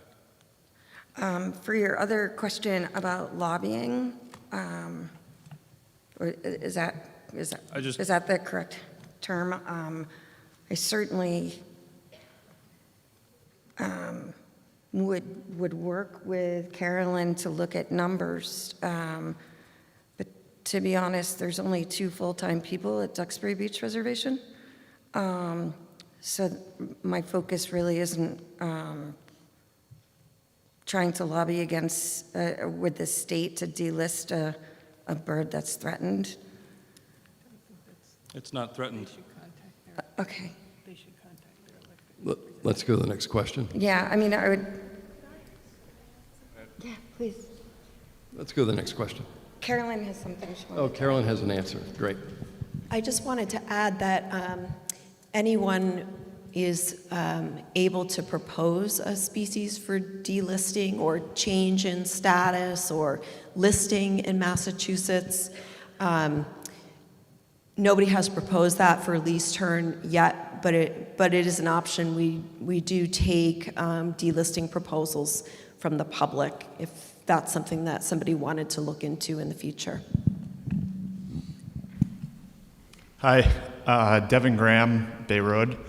I'm on the fence, one of the many probably that are on the fence about getting a sticker next year. And I was just curious how many days next year you anticipate that the beach is going to be closed.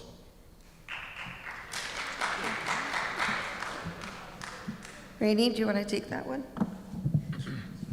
No, I won't. I'll take it, but I'm going to qualify it. What I'm going to do is give you a touch of historical information. Again, remember, we're dealing with wild animals, so they're totally unpredictable, but I will give you this. So in 2022, we were closed for 53 days. In 21, we were closed for 46 days. And in 2020, we were closed for 36. And in 2019, we were closed for 29 days. There's a qualifier in there, though. Part of that was because of COVID, so that when the beach got closed, everything got closed, but then it was able to reopen. But those are the closing dates. Prior to that, we had had a closure in 2013, and that was for 31 days. In that other time frame between 2014 and 2018, we didn't close, but we had restrictions, so the linear footage was reduced, so the number of cars that could get out there was also reduced. Yeah, so when you're dealing with numbers from one year to the next going 29, 36, 46, 53 days, I'm not going to hedge my bets, but the trend line isn't going down. But what I will say is this, and this is something we've talked to the reservation about, and this is pretty important for anybody that likes to go out to the beach. The birds typically arrive in March or April, and the concept is to try and get out on the beach earlier. Now, I know March and April are not exactly wonderful beach times, but the more activity that occurs out there, the chances are you'll have fewer nests in what I would call the preferred recreational areas, i.e. crossover 1, 2, in between. So it can be...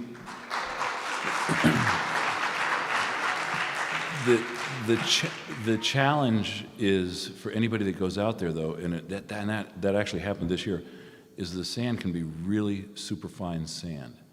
And as a result, you can get stuck, so you got to be very careful. But one of the things that we're considering doing, and I'm not saying this year or next, but eventually phasing out the use of all-wheel drive vehicles on the beach. Because if you tend to look at Facebook on occasion, like I am known to do myself, you'll see that very often people will ask the question, what kind of car should I buy if I want to go out to Duxbury Beach? Do I buy an all-wheel drive or a four-wheel drive vehicle? The overwhelming answer is a four-wheel drive vehicle. I have nothing against all-wheel drive vehicles, believe me. But that's what you tend to see not get stuck. Very often it's the all-wheel drive vehicles that get stuck out there. So eventually we'll probably see a phasing out of that. But the idea is to churn the place early. It doesn't mean, driving over the dunes in a dune buggy and chasing birds. It just means getting out there and being more active, walking up and down, park there and get out there. Steve and I were talking. We certainly have the staff to be able to handle that. It's very simple. But getting out there early would provide the chance of having the birds go elsewhere. Just a thought.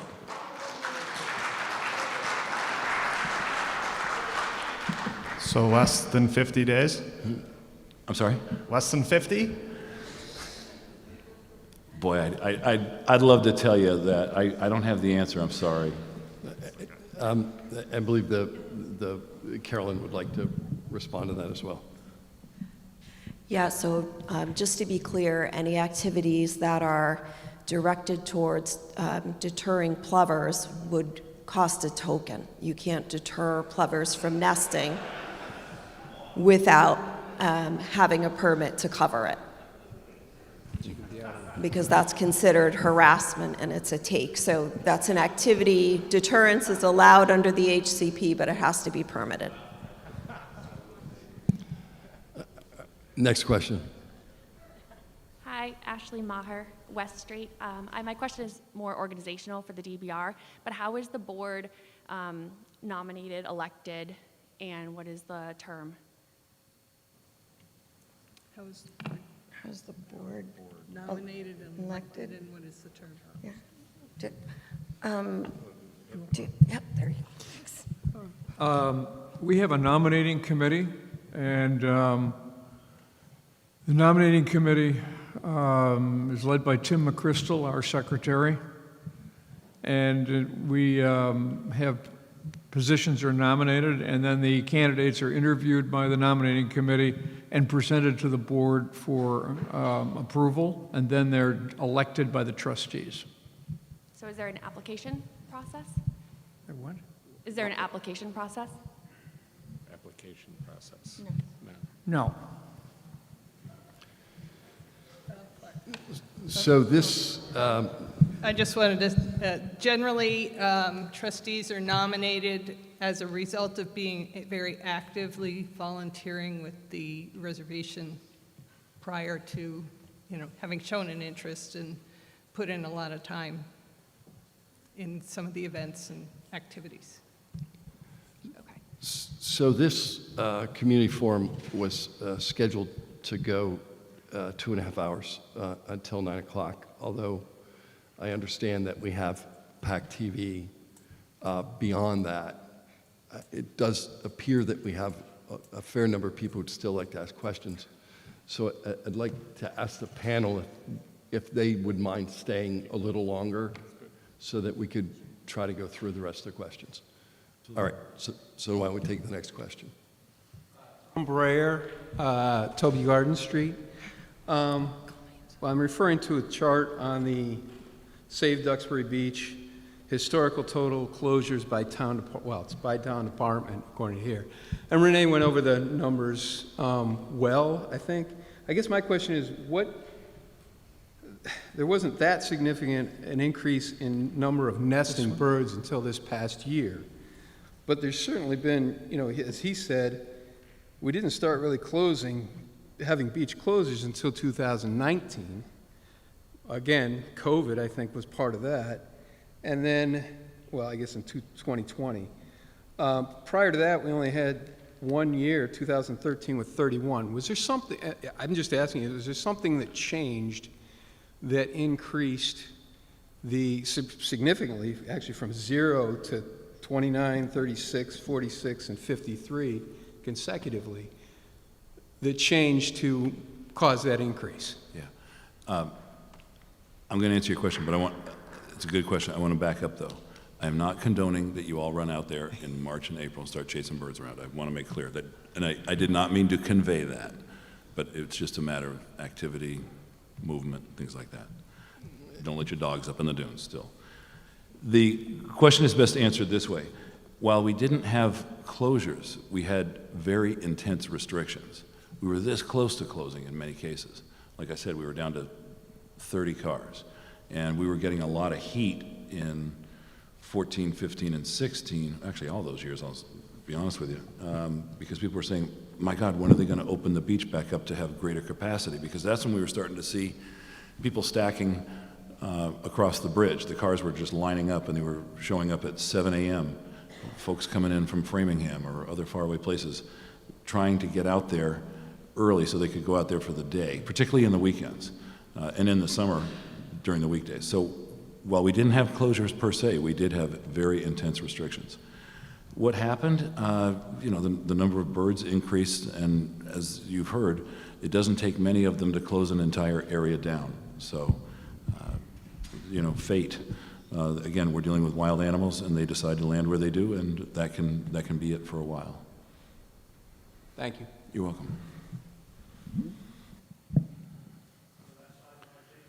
Sure. We'll go this side again. Sorry, me, Kim, Glass Terrace. Do the DBR and the town have any plans on doing anything different for this upcoming year, such as, deterring nesting in certain areas?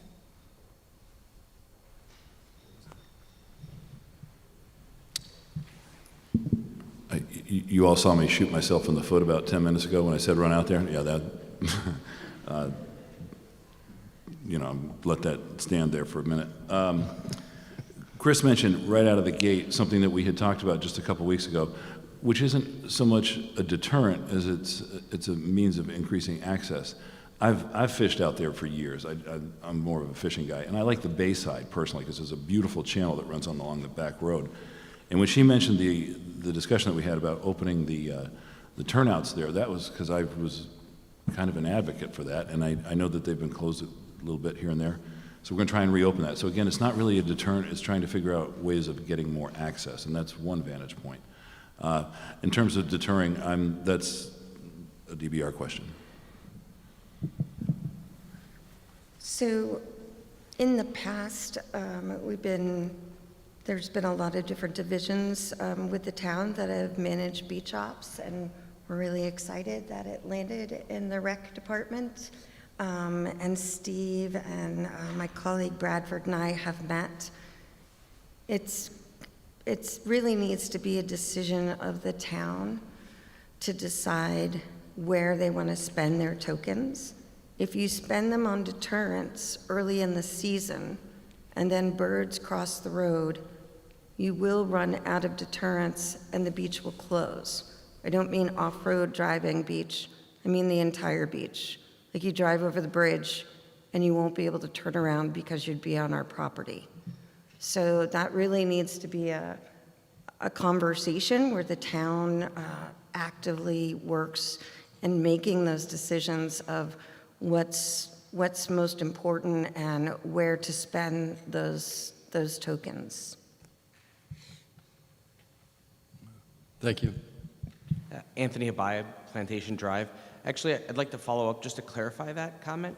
So if you exceed your tokens, you have to close down the beach. That is a state mandated thing. The beach is closed if you exceed the 12 that was submitted in the HCP 2 years ago?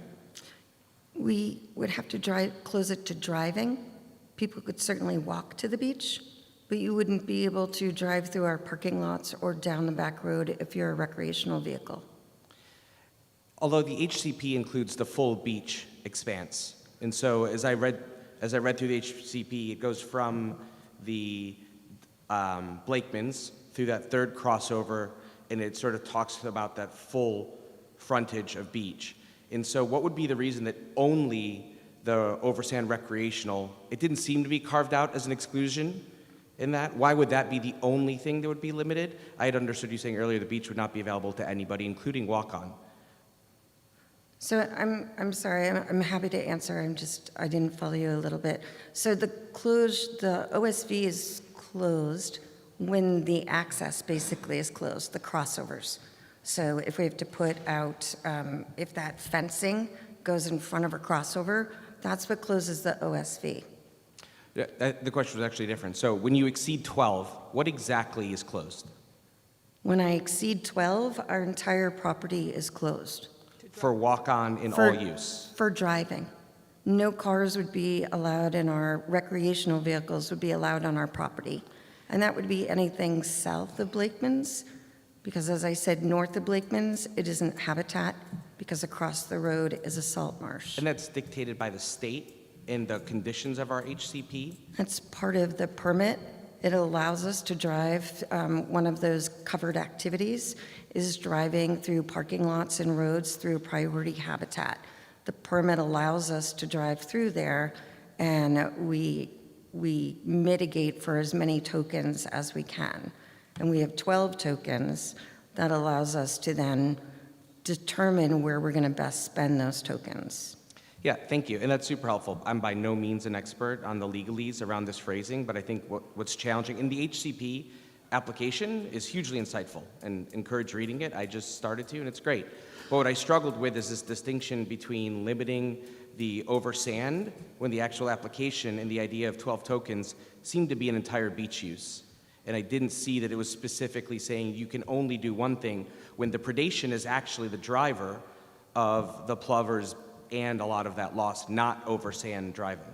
So the tokens do work for the entire beach. Okay. So if we have a crossover that we close, I showed a barrier so the bird doesn't, that spends a token. So we don't want that bird to come through the main pedestrian pathway. It'll be in the parking lot, and that would be very bad. So when we put a token, we spend a token there. We already know on average 10 birds cross the road. That could be north or south of the bridge.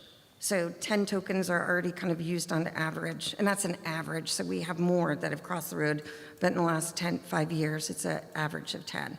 So those tokens are used throughout the beach. If we reduce our fencing, if we open crossover 1, and remember the slide that said the nest was in 23 meters of the crossover, that cost us a token.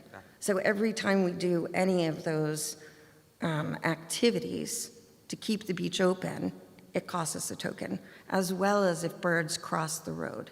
Those will cost tokens as well. So it isn't just focused on OSV. That's why I'm saying the entire beach has 12 tokens. That's why the reservation is going to work with the town, so the town has a little bit of ownership of where they best want to use those tokens as well. Okay. And thank you, everybody, for the information tonight. Really helpful. Next question. Hello, name's Steve White from Lakeville, Mass. The reservation keeps speaking of mitigation and highest rate of mitigation. What is the actual rate, highest rate of mitigation, and what do you do to offset this rate with all the monies that are brought into the beach by the different communities and different users of the beach and by ticket sales? So what is the actual highest rate of mitigation? So what is the reservation spending on the beach? No, So, you keep speaking of mitigation. Yes. And if you do this, this is the highest rate of mitigation. What is the rate? What is the actual number? And how is it offset? Or how can we offset it? $6,150 per token, but it depends on the activity. If it's 3-to-1 mitigation versus 2.5-to-1 mitigation. The reservation pays for all of the tokens through the work that we do. So there's different types of mitigation that you can do. We have predator management as a requirement. We have education on the beach. We pay Mass Audubon to give free classes. And we pay into the fund in order to have those tokens. Does that make sense? So on average, it's about $368,000 a year that the reservation pays for the coastal ecology program. Okay, thank you. Yep. Next question. Hi, I'm Heather Canty from Summer Street. My question goes back to a slide that the woman from the state put up. Thank you. That the woman from the state put up. You had the 4 where we are showing that we're exceeding our plover level, but that nobody else is. And maybe this would go to the federal person, but you weren't here at the time. You have Eastern Canada on there. So how do we control what Canada does? And I'm just wondering how that is part of our problem. How are their lower levels our problem? How do we work with that?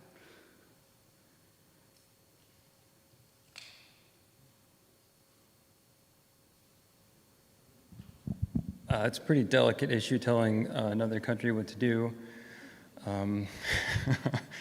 Usually involves our headquarters office.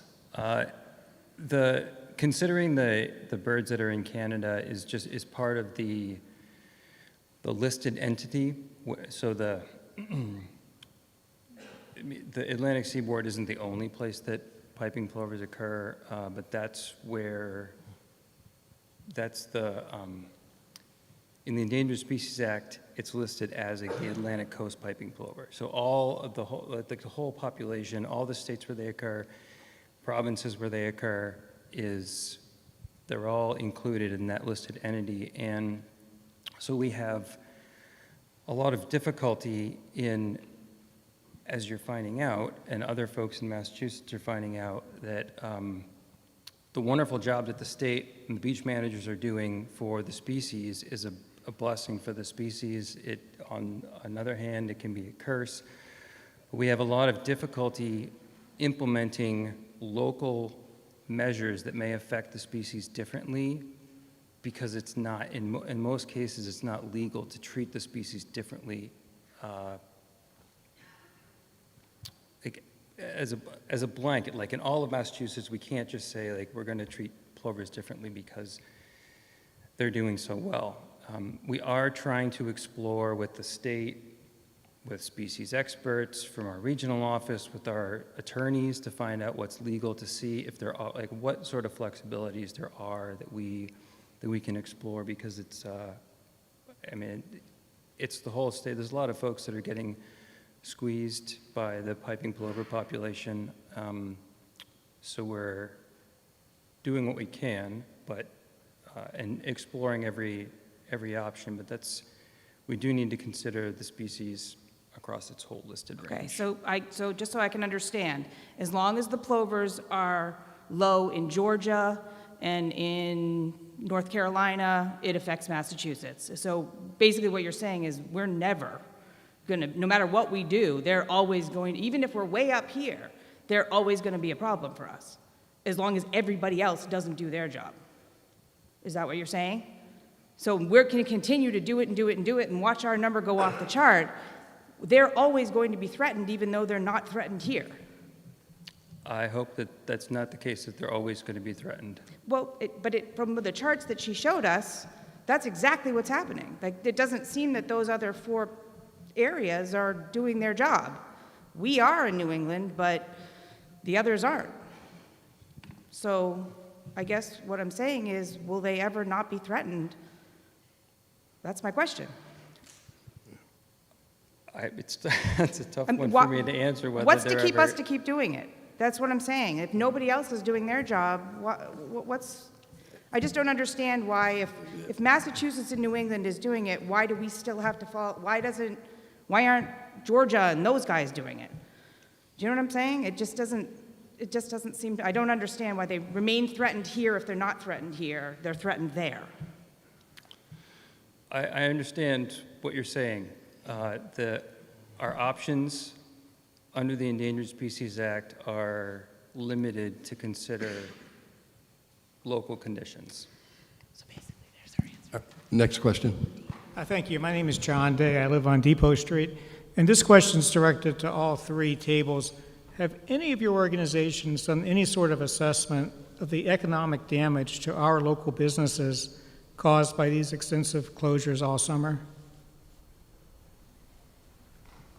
I'll go.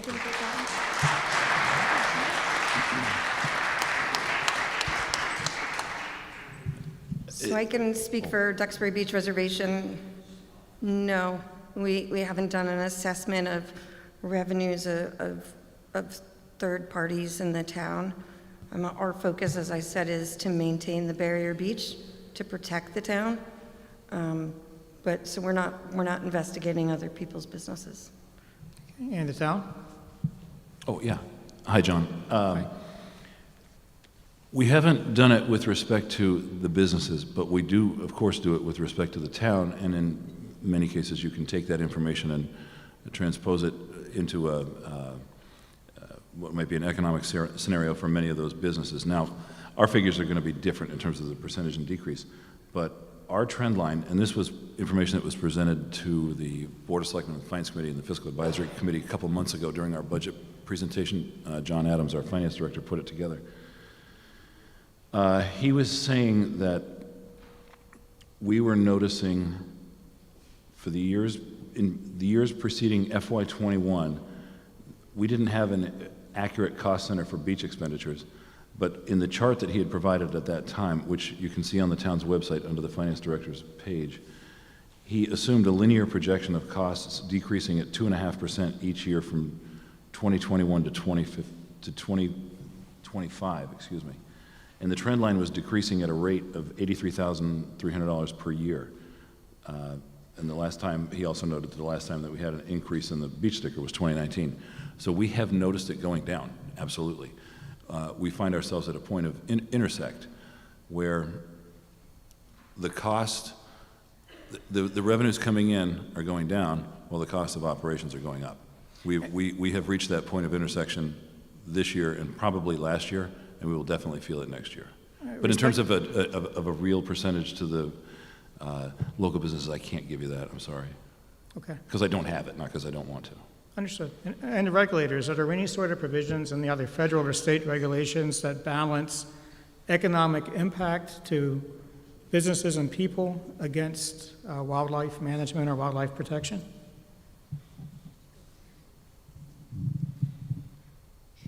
One of the things that we're trying to do with the HCP is to bring some balance. It's not an expansive program, but it is bringing some relief to beaches and hopefully business owners as well, relative to not having the HCP at all. Understood. Thank you.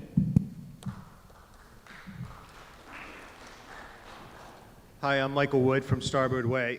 Just to back to the woman that was up here before me, I think what she was saying, and tell me if I'm right or wrong, is that if there was no plovers on the beach, we're very unsuccessful. The beach is wide open?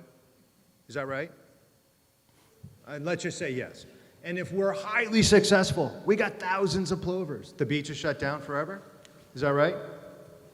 I'm asking you right now. Are you asking me? If we had thousands and thousands of plovers on the beach, would the beach be shut down?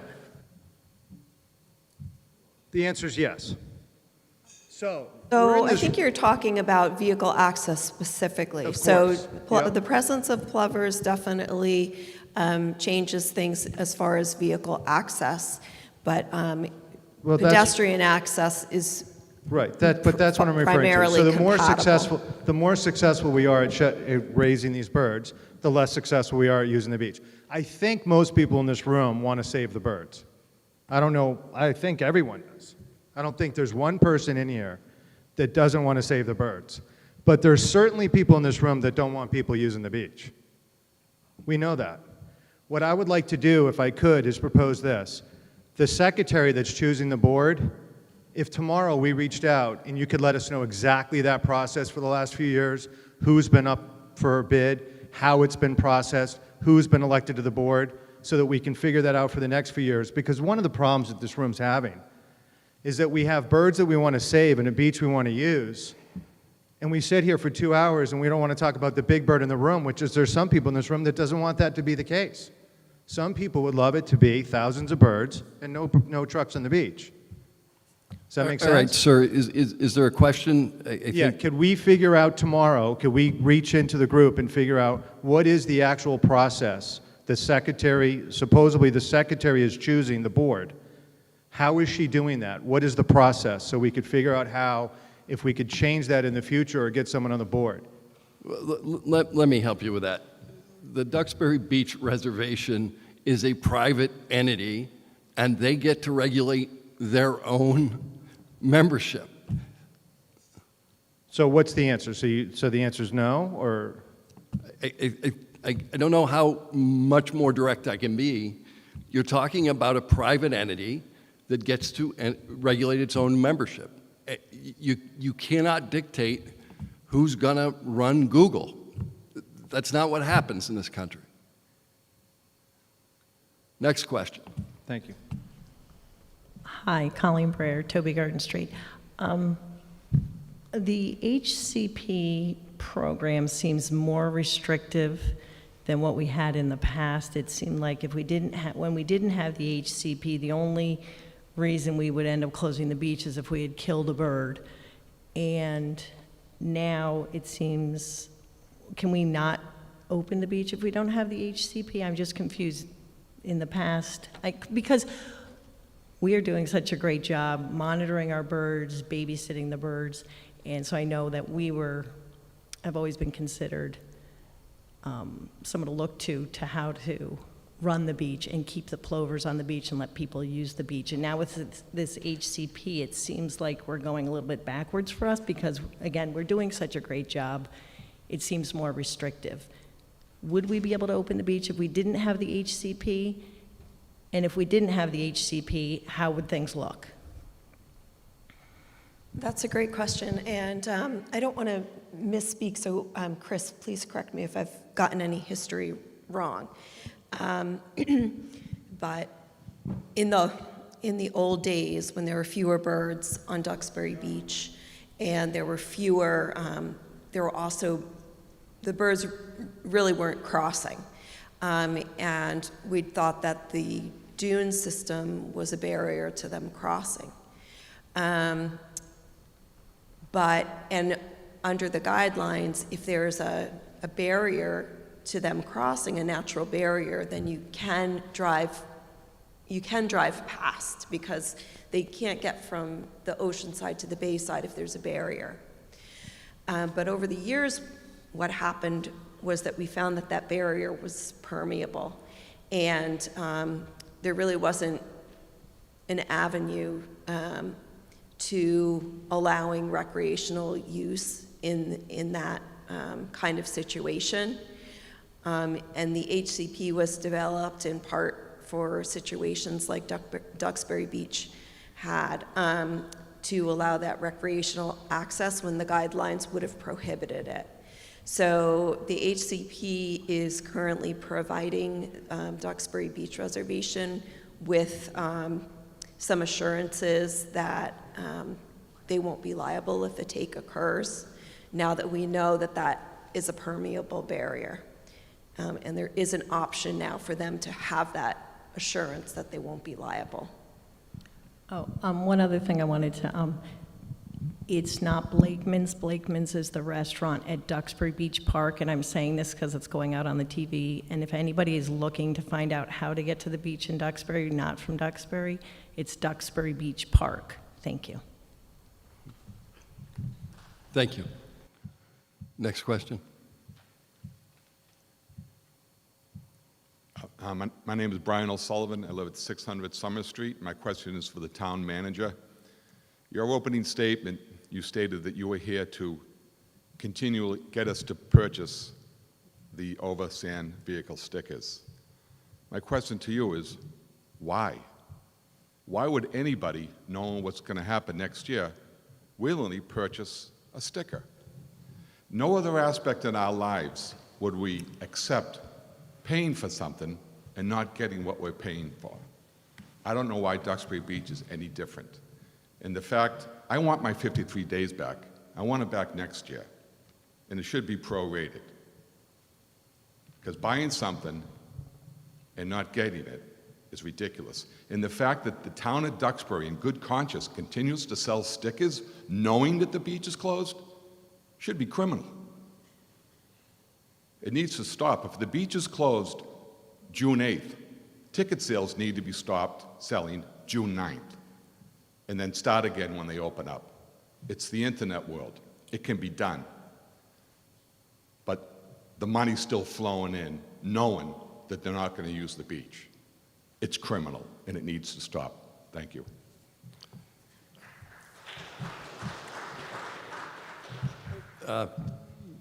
If we could get a question. Sure. I keep getting up, sitting down because you keep answering questions, and it's leading to more questions. So thank you. My last one. Per page 49 of your certificate of inclusion, you mentioned deterrents can be utilized in order to have some oversand access remain open for recreational use. If deterrents were placed on a crossover before April 1st, would that count as a take? Can we do that a little slower? Sure. On page 49 of your certificate of inclusion, you mentioned you can put deterrents out before April 1st. Is that considered a take, putting a deterrent? Do you not understand the question? It's on your COI on page 49. Yes. Memorized by page. It says that you will place deterrents out before April 1st. I'm asking, is that considered a take? Oh, deterrents. I'm sorry. I thought you were saying place turns. No, That sorry. was the problem. Deterrents, sorry. So it says we can place Yes. deterrents out, yes? It does say that in your COI on page 49. Yes, I'm agreeing with you. Yes. So is that considered a take? Yes. It is a take. Right, that's why I'm like, if we put deterrents out, we first have to determine how many birds were there in the past, so last year, and then we would blow 2 tokens. The problem is it's in the very beginning of the season. Why 2? Because for my example, there were 2 birds nesting there, and you want to deter them so you can keep the crossover open. So you start from 50 meters from the crossover and then go, well, it could be 200, it could be 100. How far do you want to deter them? And in the example I gave, we were deterring them for the whole 200 meters. If we did that, then we would have to figure out how many birds nested there that we were actually deterring from the past year. So it would automatically take 2 or 3, depending on how many birds nested in that area, from the 12 tokens that we have to use. Okay, that's my question. Thank you. giving the 10-minute warning. So we have 10 more minutes, and so if anybody feels like they want to ask a question, let's do it for the next 10 minutes. Hi, my name is Pam White. I'm from Pembroke, and this is directed to the town. Is there any consideration for reducing the cost of the beach sticker, seeing as we're not getting its full value? The direct answer is not yet. We're still looking at different models for not just sticker sales, but also possible revenue sharing. It's something we just started talking about in the last couple of weeks. I know the sticker sale, the sticker price is high, considering the number of days of closure. So we're trying to figure out, do we go with an annual sticker like we have now? Do we go with a seasonal 12-week? Do we do a weekly? Do we do a daily? Do we do a 3-day, Friday, Saturday, Sunday?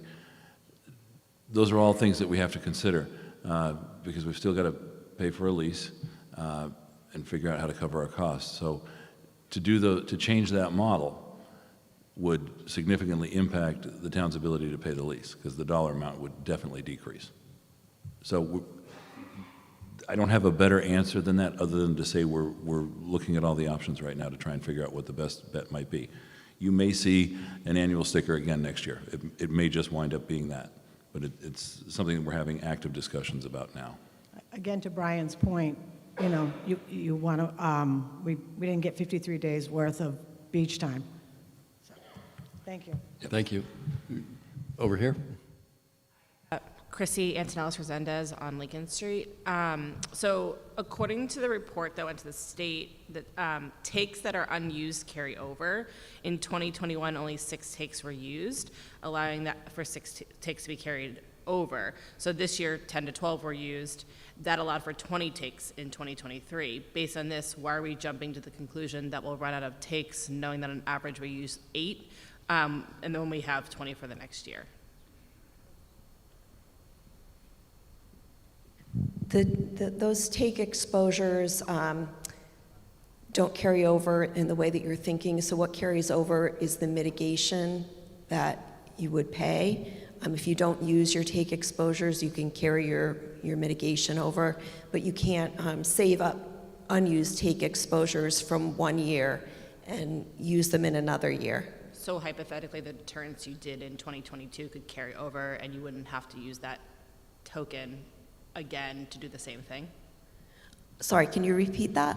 Sorry, I'm trying to wrap my head around it, but it's all the jargon. Yeah, so basically, if you put a deterrent up in 2022 and you used a token for that, for whatever it was, you don't have to use that token again to do the same thing in 2023. So something that was already a deterrent in some place is the same deterrent next year?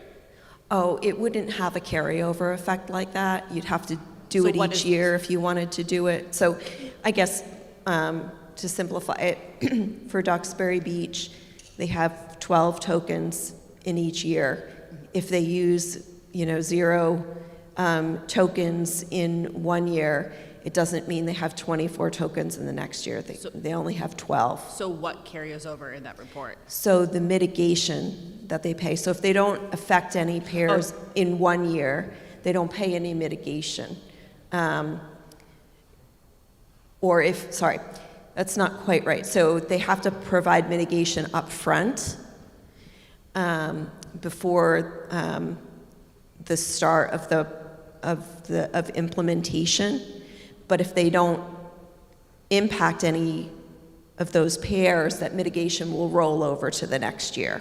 So the mitigation rolls over. So like that $6,000 she was saying hypothetically would roll over to the next year. Yeah, so let's just say it's a 3-year permit, and let's just say they have 1 token. They only have a permit for 1 token. So before they implement in year 1, they have provided $6,000, but then they wind up not implementing. They don't have to provide $6,000 in year 2 because they haven't implemented in year 1, but they provided those funds. If they implement in year 2, then they would have to provide another $6,000 going into year 3. Okay, so it's a money saving factor. Yeah. Okay, thank you. Yep. Sir? Thanks, Mr. Dennison. Benjamin Cronin, Pill Hill Lane. I just had three quick factual questions, and I think I'll just do them and I get the answers, then go. The first is, so the take or the token for the analogy, is, just to clarify in the slide, is that established in the statute themselves, the U.S. Endangered Species Act and the Mass Endangered Species Act, or is it in the regulations there too, or pursuant thereto, or where is it exactly established? I guess that would be for the regulatory authorities. Sorry, I'm not sure I'm understanding your question. Sure. So the take, that is in the language of the statute, or is it in the regulations, or is it in both? Oh, okay. Yeah, so take is defined in the statutes. Okay. But take exposures is a phrase that we're using specific to the HCP. Okay. The second question is, so if we talk about another species, not the ones in question here, if we talk about the gray wolf and it's doing very well in Montana and poorly in Michigan, does it have the same metrics of being listed under the statute as these animals or other species, not just animals? The definition of take is applied the same to any listed species. Okay. Yes. Okay. And then the final one would be, so if we were to want to change these, that would require an act of Congress or the Mass Legislature, essentially, would be my understanding. Is that correct? Take is defined in the Endangered Species Act, so that's something that Congress changes. If it was just something that was in the regulations, that's something that the Fish and Wildlife Service could alter. Okay. Thanks very much. Thank you. I think we have time for one more question. Sorry.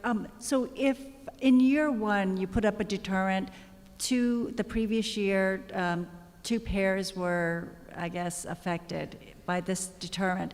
So you successfully deterred them. The following year, does that take tokens to do the same thing?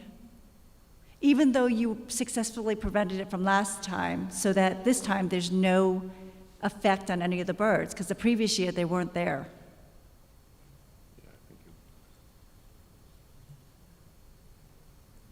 So is any deterrent going to cost a token, or only if it affects a bird? So if you start to deter, then it costs a token, even if you're not successful, because you've harassed the birds in the meantime. So that's one of the reasons why deterrents are kind of a risky proposition, because you can harass and harass and harass the birds, and only about 50% of the time will you be effective, to date with the methods people have used.